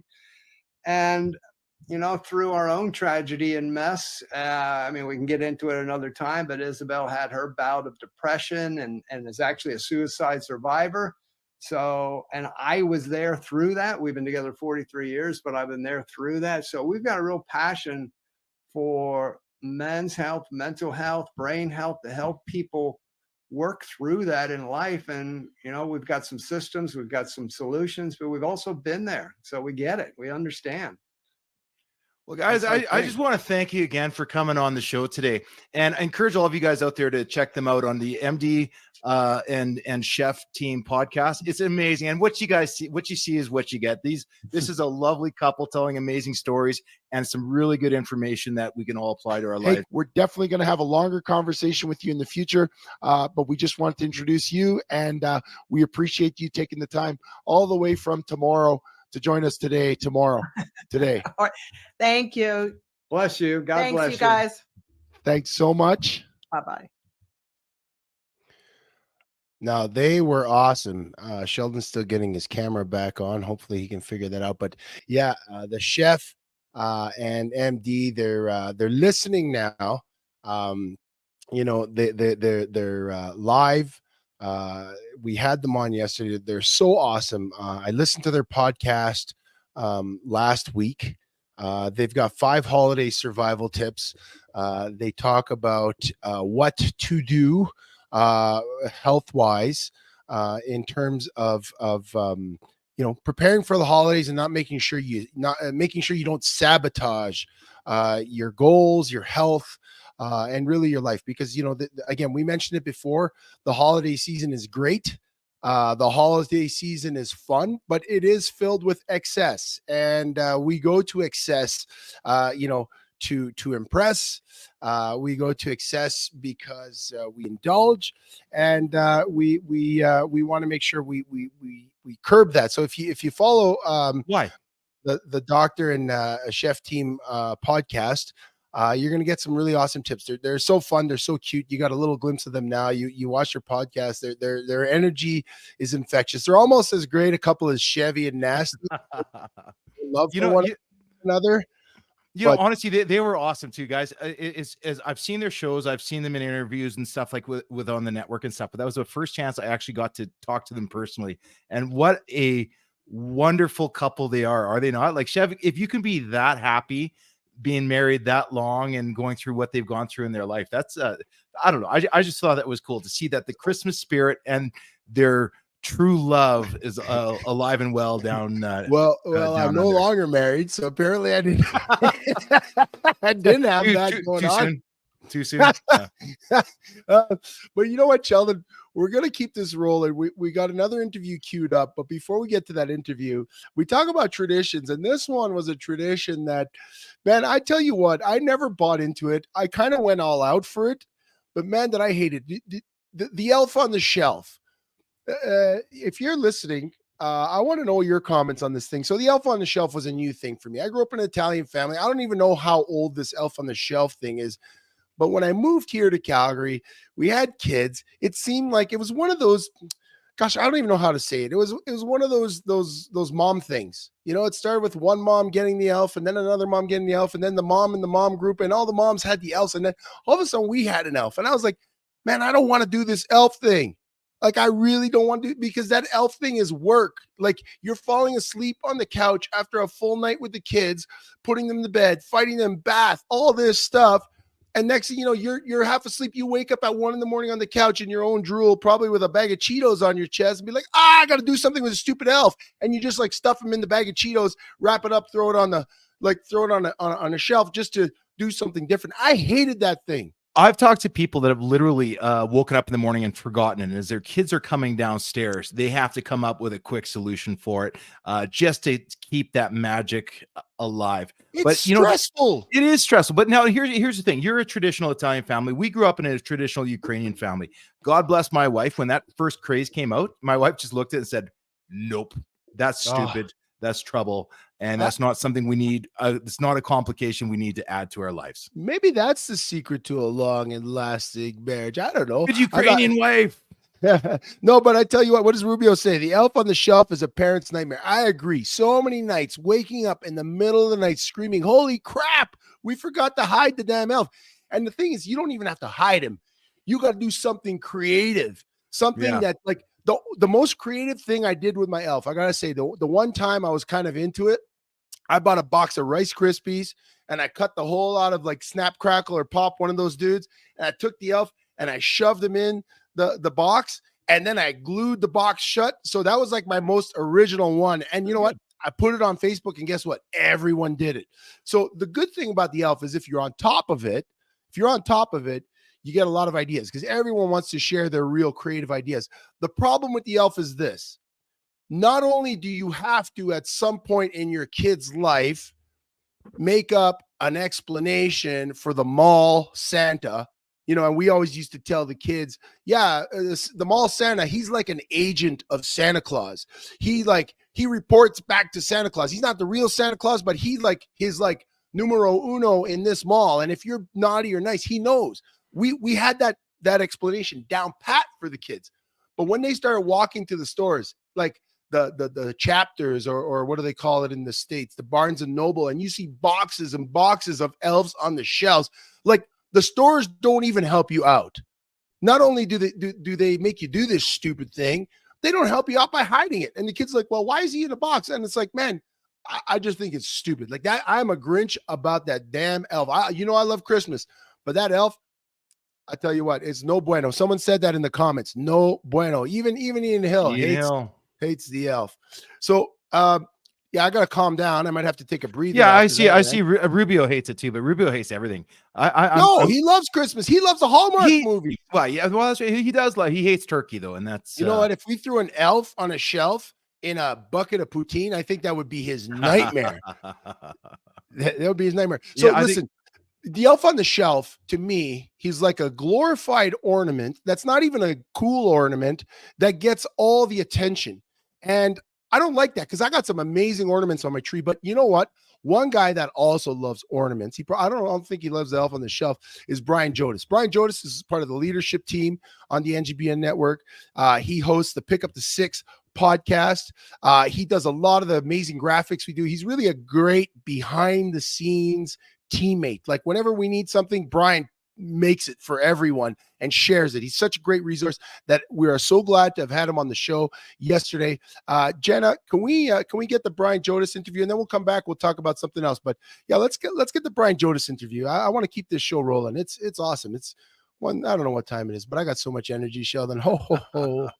I'm a big elf. It's that cold medication. Yeah. And welcome to the show, Brian Jodas. I see you're all festive and ready to go for this Christmas episode today. I love it. Stand up. Let's see this thing in all of its glory. Look, I mean, it's got lights on it.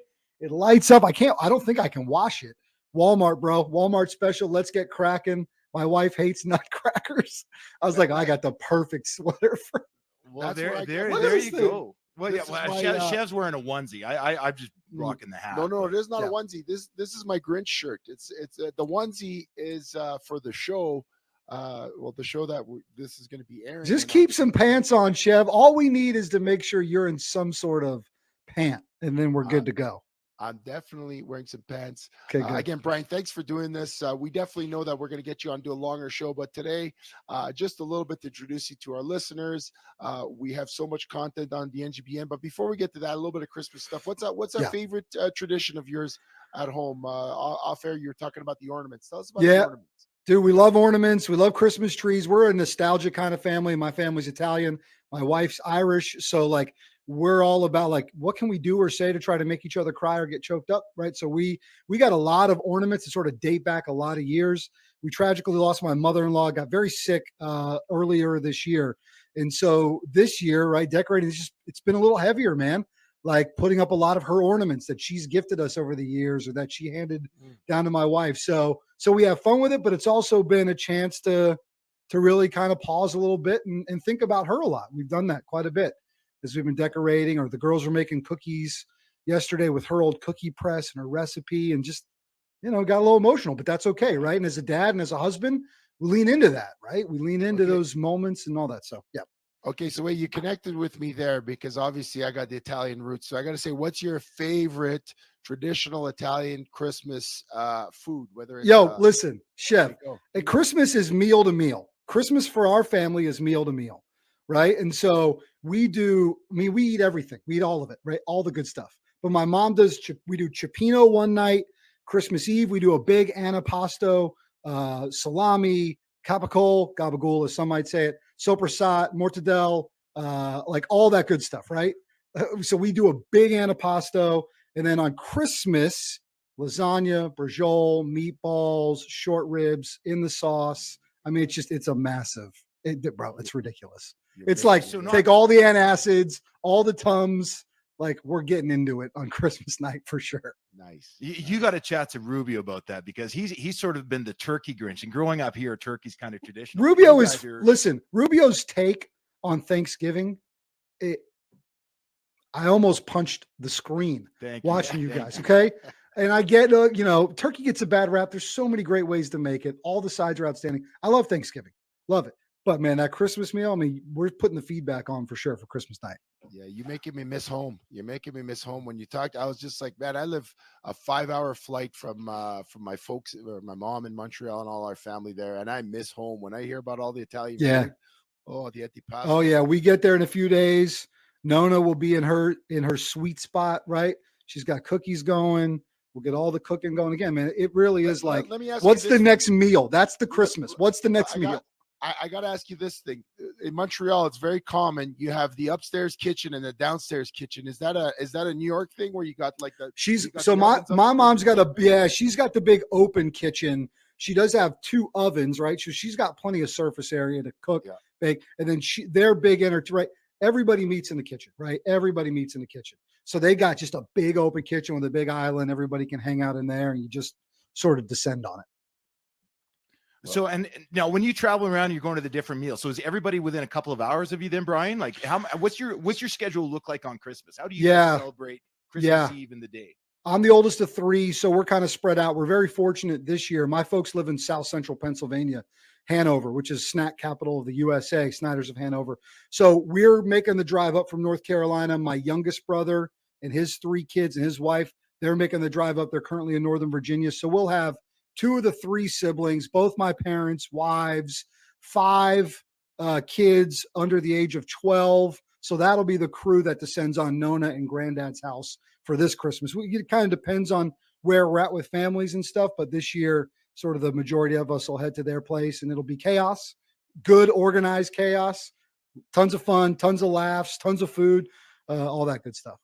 That's amazing. Brian, listen, we're going to talk about your show in a second, but before we wrap up this thing on Christmas, we got a very important question to ask you. Shell and I, we're debating it on the show. I've been thinking about this a lot. I've been thinking about this one. Christmas is about movies, movie season. You know, all the great classics, the Nightmare Before Christmas, the Christmas Carol, Elf, you name it. But the one that people seem to have not figured out yet is one of my favorites, and usually kicks off the week before Christmas for me, is Die Hard.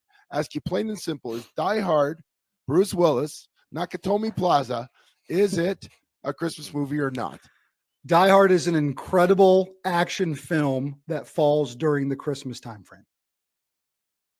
Is that about the Come most on, political way you can answer Oh, that? you got to give us more than that. You got to give us I more would than that. I would be team not a Christmas movie, great movie that happens during Christmas. I think there's a difference. It's okay to be a great movie that happens during Christmas. It's not a Christmas movie. Elf, Christmas Vacation, Christmas Story, right? These are Christmas, Home Alone, Christmas movies. Story about a kid's parents who maybe need a little help, but so anyways, I would be, if you had to put me in a camp, I'd be team not a Christmas movie. Well, you mentioned Home Alone. It's about a kid where a bunch of robbers come in and he's putting all kinds of traps to trap them. And that's the same premise of Die Hard. It's just an adult. It's like an adult. Yes, version of Kevin. but you're glossing over the fact that Triumphant Return for Mom Home tugs at your heartstrings, Christmas tree, music, all the good. It checks all the Christmas movie boxes. And that's sort of where I have to draw the line. You know what? You didn't sway me with your argument. Welcome to the party, pal. Listen, I'm not saying I don't like it, right? It's just, if you ask me a tough question, I give you an honest answer. Okay. Well, speaking of tough things, when we talk about the NGBN.TV network, this network that we're part of, you're part of, all the guests coming on our show part of, we tackle a tough thing. That's men's health, men for their 40s, 50s, 60s, and 70s. And our mission is simple. We want to save men's lives. Your show, Pick Up the Six, one of the originals on the network. Tell our listeners about your show and your why. We want to know before we let you go. Man, we've been doing our show since 2021, really with the idea of we want to introduce people to folks around them that maybe they haven't heard of before, maybe they haven't met, that have gone above and beyond through service, purpose, and impact. And our discourse and our debates these days are a hot mess. And we're often told when we watch the news that everything's terrible and nobody likes each other. And I thought, you know what? Why don't we just introduce you to folks who have done really cool things outside of themselves to connect all of us to something bigger than ourselves? And so we have meaningful conversations around service, purpose, and impact to remind us that people are doing great things and you can do great things. And far too many men in our 40s, 50s, and 60s are getting isolated. They're getting isolated from that thought. They're getting isolated from real relationship. And they end up doing that one thing we can't undo. We can tackle so many challenges in life. Guys, we can help you get through everything except for one thing. And so for us to be united behind that idea through this network and the lives we're going to change through NGBN and seeing the real people that are coming in to this network and creating content for men in their 40s and 50s and 60s, because that's who we are. It's incredibly exciting. I'm very honored to be a part of it, and I can't wait to see what we do here in 24. Brian Jodas, thank you so much for joining us today. And folks, I know you're already thinking this guy's a beauty. You can go check him out on his podcast, Pick Up the Six. I've caught a couple of them here this week preparing for him. I love your guests. I love your stories. Brian, thanks so much for joining us today. Pleasure, fellas. See you guys next time. All right. That was Brian Jodas. We're going to keep this thing rolling, from this humble little show that we thought was going to be an hour long, maybe an hour and 15. We're rolling at an hour and a half. You guys are joining us here on the network, the NGBN.TV network. Our promise to you was that we're going to introduce you to some of our great friends, great content creators. Like I said, Sheldon and I, we know that we're not everyone's cup of tea, but our mission is to save men's lives. Like with our show, to give you a place to go, to give you a place to entertain you, to give you a place to learn, to hear from someone that might have a different perspective. That's what our show is about. But it's also to introduce you to people that are like-minded, that maybe might catch your fancy more than we do. So that was an amazing job by Brian Jodas. We're going to have him on. We already introduced you to AC on Sports. We already introduced you to Rubio, who's still here with us, and also the doctor and Dr. Isabel and Chef Michael, all the way from New Zealand. They're still with us. So this is awesome. What we're going to do now, we've got one more great interview. We're gonna have one more segment to kind of wrap it up, the home run segment. We're gonna take a little break here. Sheldon, but before we go, we want to put up those socials. So Jen, if you could put up those socials, you know where we are on YouTube because you're here, but you can also follow us on Facebook, YouTube, Instagram, X, Twitter, whatever it is. Like I said, we're going to break down this show. There's a lot of content here. We're going to cut into little clips. This is our last live show for the year. So we're going to put out a lot over the next couple of weeks on those socials. So we want to keep you following. Like Sheldon said before, please do us a favor, like and subscribe. I don't know how the algorithm works and all that stuff, but if you see something you like that we post, reshare it with your friends. Invite them to listen. I mean, I got to tell you, Sheldon, you're doing an awesome job considering we had this whole thing scripted down to the wire. We had to just kind of ad lib here. So before we go to break, any words before we head out? You know what? One of my favorite things about the live thing is just calling the audible. It's the adrenaline as you see the defense lining up, showing you zone blitz, and you know the pressure's coming, right? But you know you're going to find one guy open in zero coverage, and you got to execute. I love this adrenaline. I don't mind the mess ups. Looking at the comments tonight too, guys. A lot of you guys followed us before. A lot of you guys have watched us for a few shows now. This is, if you're looking for a polished show where everything goes right, this is not it. But I'll tell you what. I think this overtime is where I have the most fun anyway, Chef. So yeah, let's keep it rolling, but I'm already up. I'm past my bedtime. I'm missing my beauty sleep. Like let's no sense in stopping now, right? Yeah, let's take that break. We'll come back. We got a few things to hit before we send it home.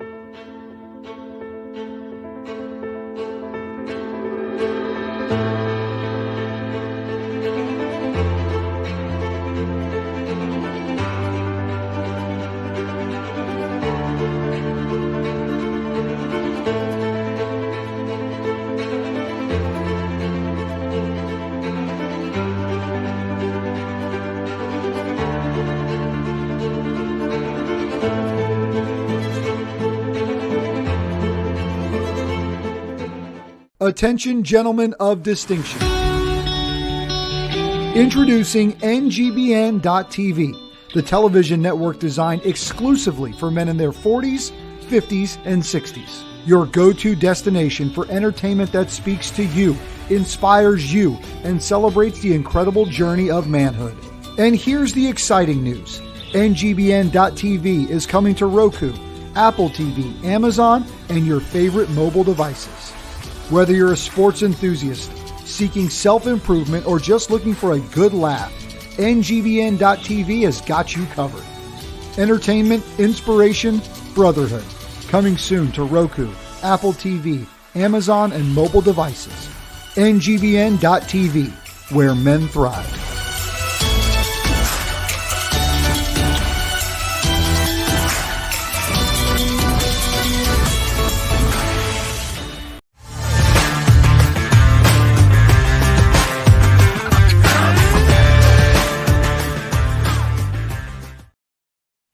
Welcome back, everybody. Welcome to the ride. It's Chevy and Nasty in overtime. And yeah, we're in like minute 36. We're in uncharted territory here, Chev. But you know, Sheldon, you know what I love about this show? So when we What's got that? to this show and I called you, I said, Sheldon, I think we need to do a live show that goes from 11 till midnight. I said, when I was a kid, I used to go to my bed, you know, pretty late, you know, even as a teenager, and we didn't have phones or any of the stuff the kids have now. And I would turn on my AM radio. And I would listen to the post-game hockey, the Montreal Canadiens. I would listen. There was always like an advice lady.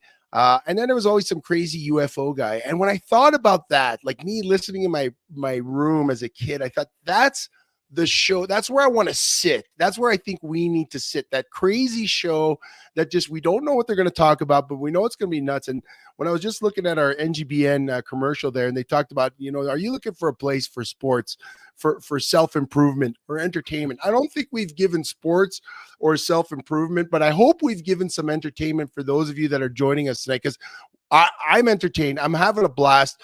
Things didn't go perfectly, like you mentioned. You know, we're still getting the kinks out of the system, but we're having a blast. And Ian Hill, yeah, Chevy's crazy. I'm the crazy UFO guy with my.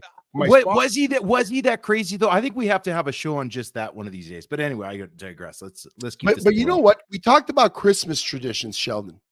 There's a tradition I want to talk about because I think everyone's tradition in this is quite different.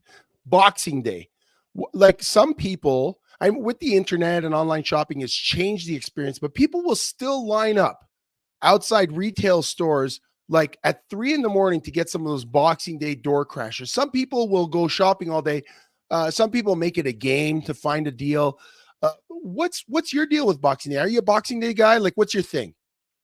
I like the concept of Boxing Day. I like that it was something that I knew was happening, and it felt very Canadian, or I know it's British, right? But it felt very Canadian to me. But you know what? To be honest with you, growing up on a farm in northern Saskatchewan, we did not wake up and head into town and celebrate the Boxing Day traditions. We didn't Rubio's take advantage asking of us those what's deals. Boxing Day. Yeah, he's all of our American listeners right now is really is a foreign concept. But basically, Boxing Day was, I don't know what the roots of it even were, but it was basically our Black Friday, right? You wake up, you get open all the gifts on Christmas and all that stuff, but it's the retailers one last chance to suck you in, right? So you'd go into your stores on 6 o'clock, 7 o'clock when they open the doors on Boxing Day morning, the Christmas, the 26th, and you get like ridiculous deals. You get like a $4,000 TV for $400 if you're the first guy through. Like it was amazing deals. Wait a second. My mind is blown. So you're telling me, Rubio, now put this in the comments, maybe any of our American fans, maybe Chef Michael and Dr. Isabel can let us know. Is Boxing Day celebrated anywhere else? I thought this was it's a statutory holiday here. Well, and New Zealand's a Commonwealth country, right? So maybe they do it, but I didn't know well, that Australia is. I think New Zealand is too. I thought the concept was you were supposed to return any gifts that didn't fit, but then they start saying, well, you can't return gifts from that first week post Christmas. But now I just wonder if it's watered down with all the internet. Like they do Boxing Day specials before Christmas now. I think they still got some Boxing Day deals that you can't beat from the day after Christmas on. But I think with the online presence of shopping and all that, it definitely, I think it watered down. But Rob Evans put a comment in there, and I saw it was flashed up on the screen. In Canada, the World Juniors, so I believe it's the junior aged hockey players, 21 and under, I believe it is, or 22 and under, probably under 22s. Hockey's huge in Canada, right? Like we live, breathe, eat, sleep hockey. Even though you and I are football guys, we've had exposure to hockey our entire life, whether it's through playing, watching, or but World Junior Hockey, it's a big international tournament. All the teams all around the world. You're talking about Canada, Russia, USA, Finland, Sweden, and every other team in the world. And this tournament, it's a big deal in Canada. Like the Boxing Day game usually takes place overseas in Europe, which is several hours ahead of us.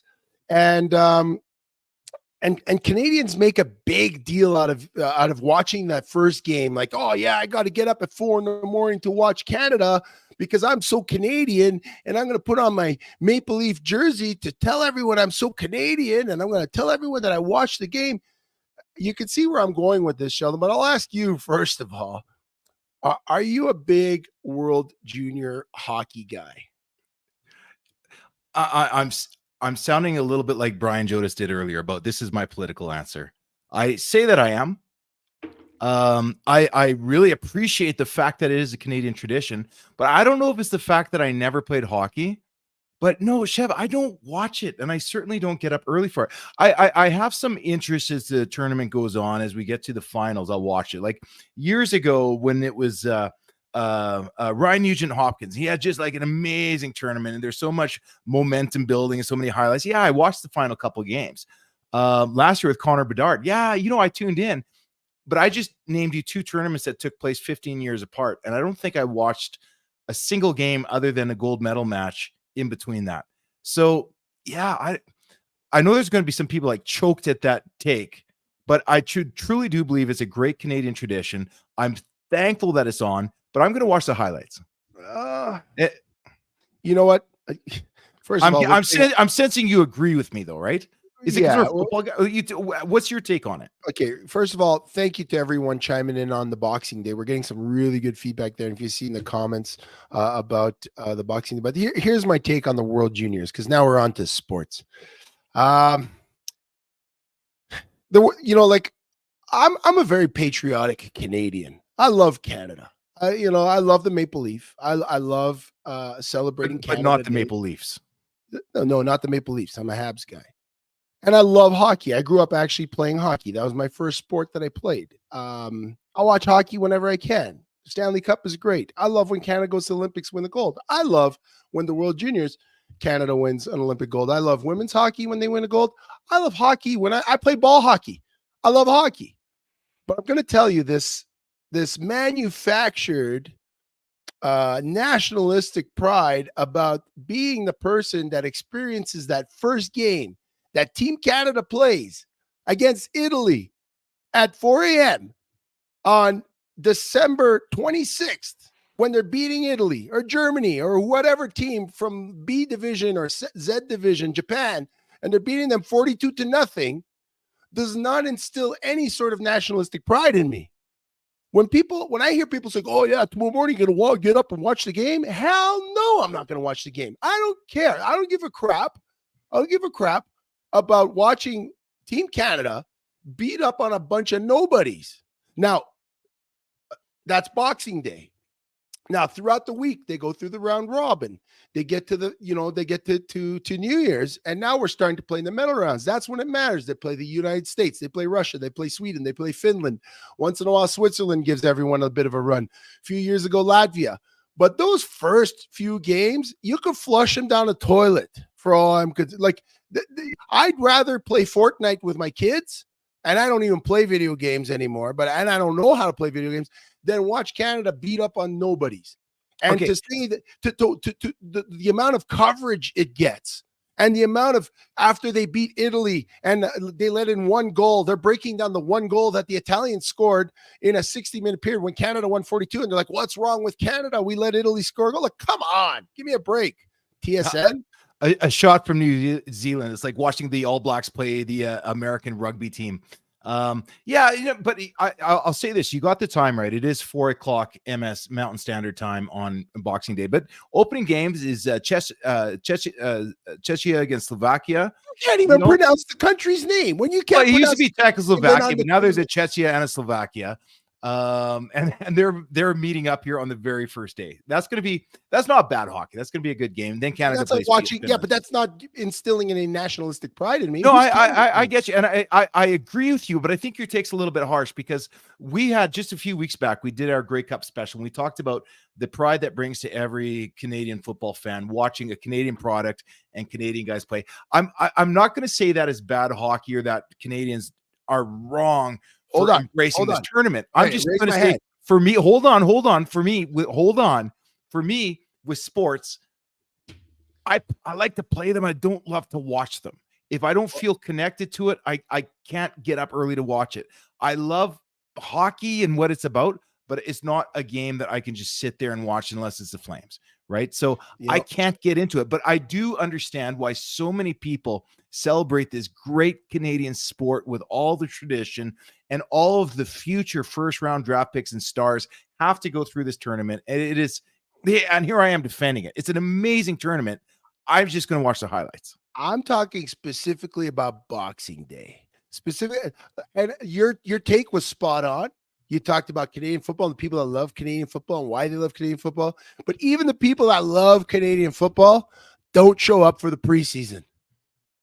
They don't show up for the preseason. They're going fishing. They're going Boxing Day shopping.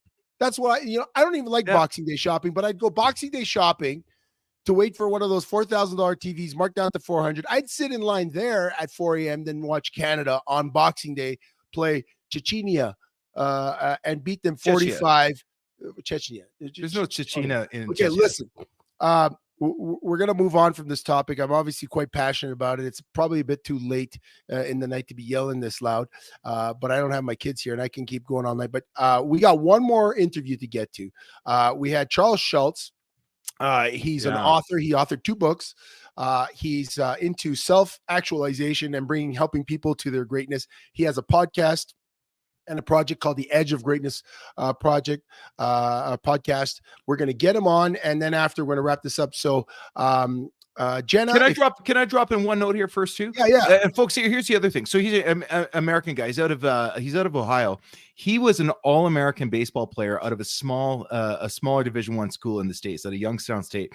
I'll tell you what, to be an All-American is to be one of the top baseball players in the country. And you know how that's America's game. This guy's remarkable what he's been able to accomplish. And I've just kind of been introduced to him now. And I know I'm kind of hijacking your introduction to him, but I just want to point out, this guy was a highly accomplished American college baseball player that Well, you know what? We'll let him tell the rest of the story. But folks, this guy is what a story he has to tell. And it was a pleasure talking to him for the first time a little earlier.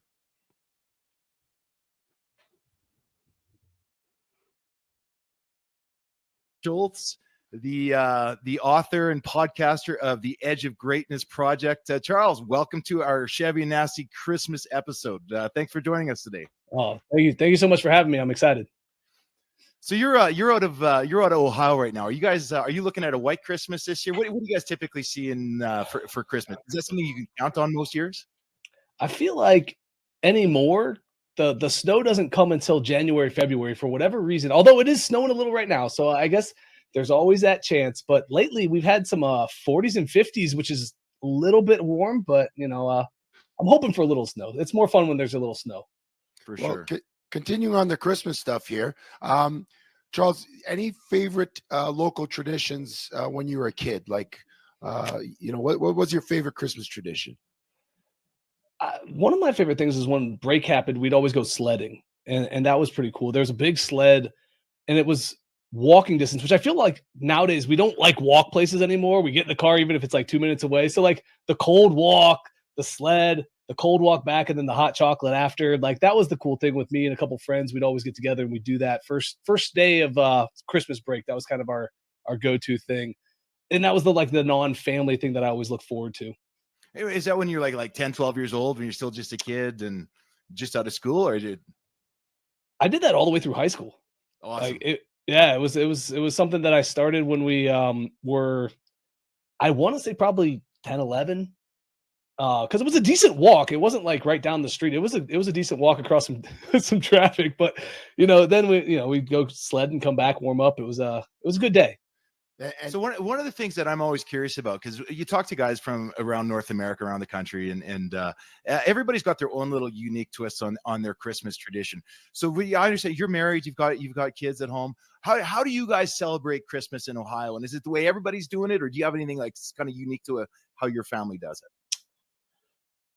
I guess it's hard to say if it's unique or not, but we bounce around a lot. We'll go do Christmas Eve with my family.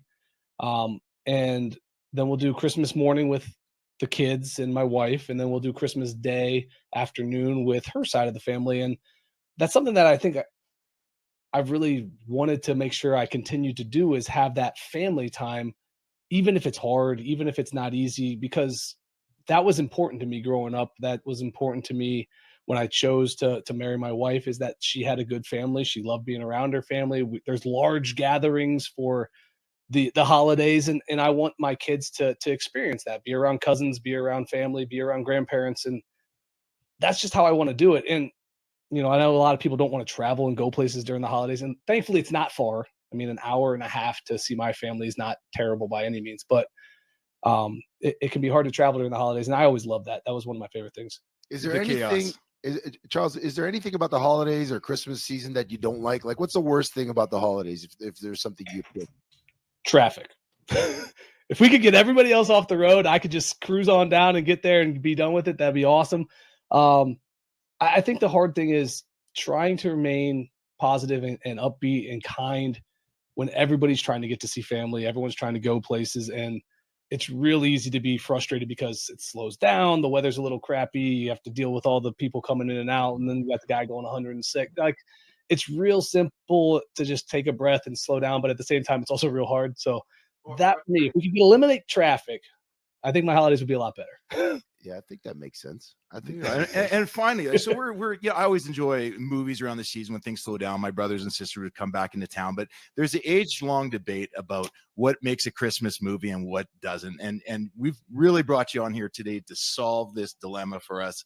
Die Hard. Is it a Christmas movie? Is it not a Christmas movie? So here's how I go about deciding whether or not it's a Christmas movie or not. Would the events of the movie happen if it was a different time of year? And in this instance, I say no, because the reason he's there is for a Christmas party. He's there for that reason. So it wouldn't make sense for him to just show up at his ex-wife, right? Like, they're not even together. They're kind of separated. He's working, like, he's there for the Christmas party. So it's a Christmas movie. Yes, it's action-packed. There's killing and there's lots of swear words. But, I mean, would you call Krampus a Christmas movie? Die Hard's more of a Christmas movie to me, right? Like that's Yeah. no, and not only that, yeah, it is. I love that take though. I haven't heard that yet, but it is Yeah. based around the Christmas season.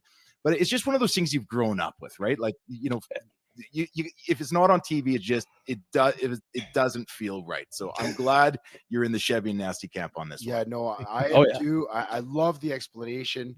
I watch it with my 3 boys. My youngest is 12, so it's kind of appropriate. They, all the 80s movies, they always showed boobies.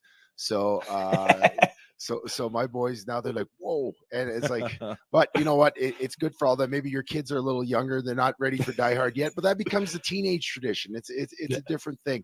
But we're gonna switch gears because we're gonna get going soon. The network, the NGBN.TV network, the Ride with Chevy and Nasty is part of it. You just joined recently. You obviously had a long running podcast that you're doing. You're an author. Tell us a little bit about your show and what we're going to see from Charles Schultz, so our listeners, know if it's something they want to tune into.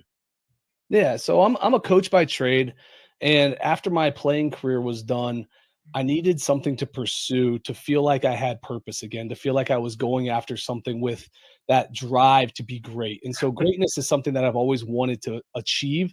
And so I thought what better way than to study greatness to determine if we can develop greatness after our playing days are over, after our early lives, because it's easy to focus on greatness early in life because it's fun, it's new, it's exciting.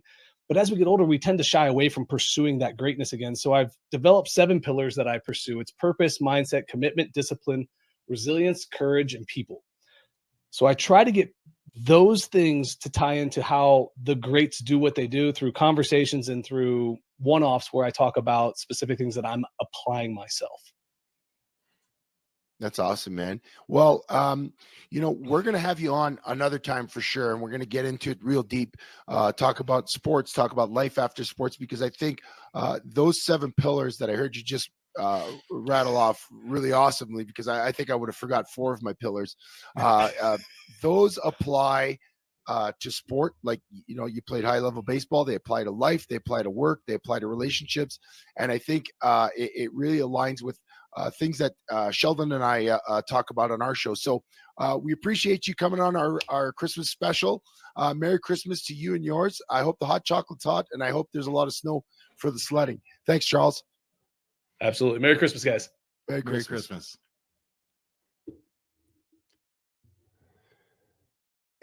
Sheldon, I much like the way you're wearing your hat tonight versus yesterday. It's like you got the side part going versus the forward part. So yeah, it looks good. It looks good. Yeah, no, Charles was a great interview. His 7 pillars, really fantastic. You can check out his podcast, The Edge of Greatness. Again, all these awesome people, give them a try. Like, I told the people in the network, obviously you and I, we both have busy lives, and we have full-time jobs, we have kids, we're busy. I try to listen to at least 1 or 2 of our colleagues' podcasts a week, and I'm getting to know them. And I did it first as a way to make sure I'm connected with these people, so I knew what they were doing. But now I find myself looking forward to tuning in. Like, I tuned into Rubio's today. I was doing some work. I put a 1 earbud in. I was doing some work. It was awesome. As we were preparing for the show tonight, I turned on Sideline Sports. I turned on AC, and it's not fake. Like, I'm actually enjoying these people. I was watching my kids' hockey game the other day, listening to Chef and the MD, and I was listening to their 5 holiday survival tips, and I thought that was awesome. So we've got some great people here on this network.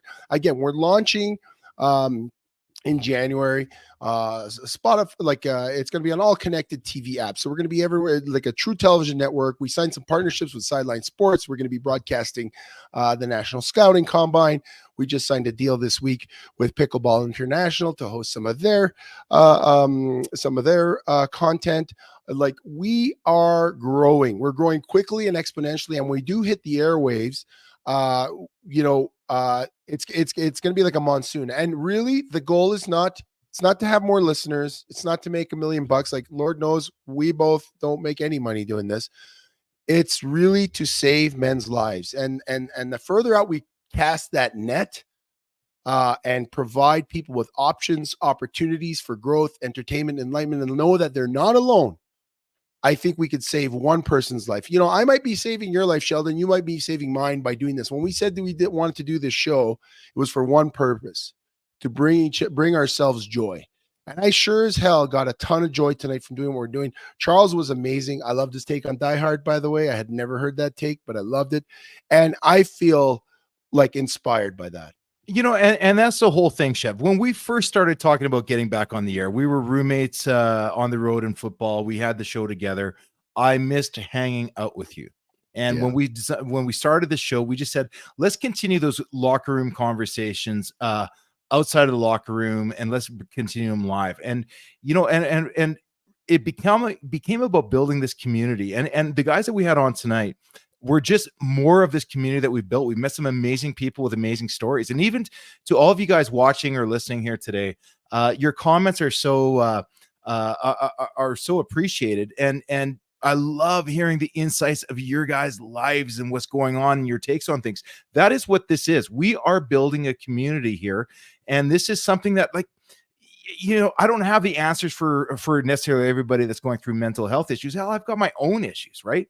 But it is through building this community that I just want to know everybody to know that you can connect here, we can chat here, and that this is a place where great stories spark great conversations. And if that's going to help somebody out tonight at 1 o'clock in the morning in MST Mountain Standard Time, then I'm happy with that. But Chev, that is all the time we have for tonight. I think we have to shut it down. Chev, we going to bring? Oh, you know what? We got to do one more thing before we go, Sheldon. We got to bring Jenna on. Oh, she's going to love that. She's going to love that. Jenna rode with us all night.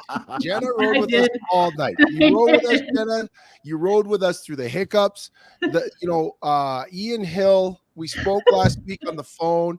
He said, you guys should be less planned and just be hit record and watch the chaos. And if there was ever a personification of the chaos that is Chevy and Nasty, it was this night where we said, hey, we're going to do this 1 hour and 15-minute show. Maybe it turns into a 2-hour spectacle, not knowing what we're going to talk about. But you know what? It was fun. We had I have a towel to wipe my hands because they're constantly sweating from like.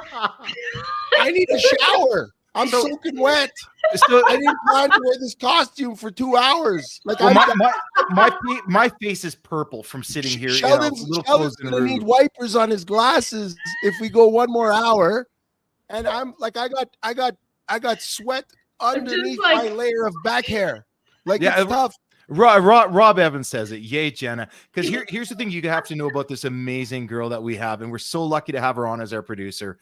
Not only does she have to keep up the Chevy Nasty shenanigans and our disorganized chaos, you're doing a lot for this network in terms of building the network. You've been going since 6 a.m. this morning. You've already produced 3 shows today. Come on, Jenna. How do you do it? 3, yeah, I have. So then my first one tomorrow, I think, is at 11.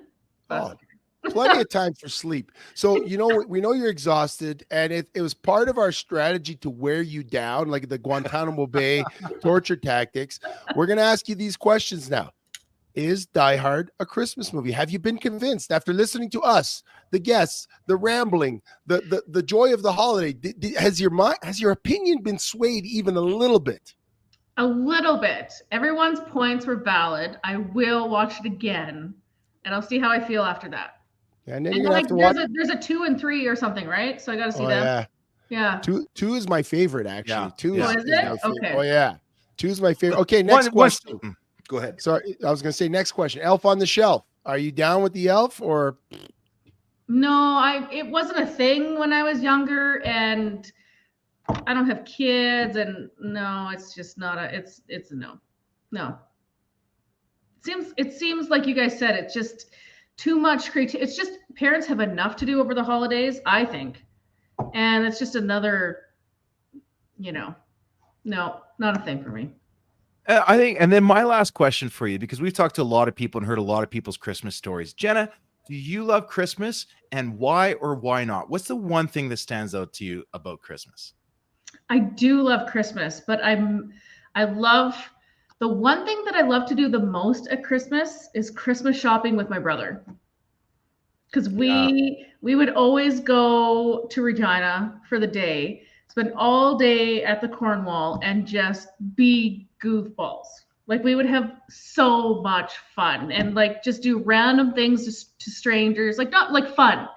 It's just hilarious. Yeah. You know what? And I'll tell you what, folks, like talking about Regina, Saskatchewan, you have not experienced Christmas until you've experienced Christmas in Regina. And that Cornwall mall I've not been to forever. But my wife, I've talked about a lot about my wife tonight and the spirit that she brings to this family. She's from Regina. I forgot that you were that closely connected to Regina as well. But, you know, I'll tell you what, whether you're from the prairies, whether you're from LA, Idaho, North Carolina, New York, Ohio, wherever I guess we're New from. Zealand. New Zealand. Yeah. I'll tell you what, there's something about this season that is just so magical, but it's like Chevy and his Christmas tree story. It is up to us to make the decision to bring the magic. It's not going to happen by itself. And if you're not doing something to bring the magic, you're taking from the magic. And that's okay. If you're having one of those years, right? We get it. Something that Christmas is hard, but folks, we all can do our part to make this season as magical as Jenna's Christmas at the Cornwall Center in Regina, Saskatchewan. You know what? You guys didn't all night. This movie wasn't mentioned, and the Cornwall in Regina is in this movie, Christmas themed. Just Friends. Did you not know that? No. Which movie? Just Friends. Who's in that one? Which one is that? Which one is Ryan that? Reynolds. Oh God. Yeah. You know, I honestly, Jenna, I haven't seen that movie, but since you took that, that is a Christmas movie. You took that step of growth and watched Die Hard for us. I'm gonna watch Just Friends for you. And Chevy, maybe we have to have a New Year's wrap-up episode. Yeah, I was just gonna ask. So what do you guys think? Do we won't do it live, but should we do a New Year's wrap-up? We'll reference some of our clips from our season 0 from there. What do you guys think? Should we do it? That's a good idea. New Year's resolutions, you know, what see yourself in a year. You said it, so I guess we're kind of bound to it now, right? I guess we're bound to it. Well, listen, I think we got to wrap up. Sheldon, great final take. Rubio, loved your final take about choosing the magic. I was captivated. I thought that was the one we were going to sail off into the sunset, but instead I'll ramble on about how awesome our listeners are, how awesome Jenna is, how awesome this network is. Thank you. And you can find the NGBN.TV network online at NGBN.TV. We're obviously looking. Yeah, we're obviously looking for partners as we move this network forward into the big leagues. We're looking for followers, friends, and we want to make sure that everyone has a safe and wonderful holiday season, whether you celebrate Christmas or not. It's really a festive time for all. And just be safe. We're going to be back live in 2 weeks. So I believe that's January 2nd. But yeah, we'll probably drop a little bit of a 2023 wrap-up show. And again, for all of you, thanks for listening. You know where to find us at Chevy and Nasty, all the socials. And we're under the flag of the NGBN.TV network. Thank you to everyone for being there. Sheldon, I am so happy we're doing this. I'm so happy we did this. It's 2 hours later and we could go till morning. Jenna can't, but I can. I'll just keep talking. You just hit stop and I'll just keep going for another 2 hours. All right. Hey, I love you guys. This was an amazing show. I had a lot a fun tonight. You guys did great. You guys that are still listening and watching out there right now, like honestly, we appreciate it. Chevy and I are just a couple of scoundrels from Calgary, Alberta, or wherever we're from. But guys, thanks to everybody. Merry Christmas to all of you. Best of the festive holiday season, however you celebrate it. Guys, thank you for joining us one last time here on The Ride.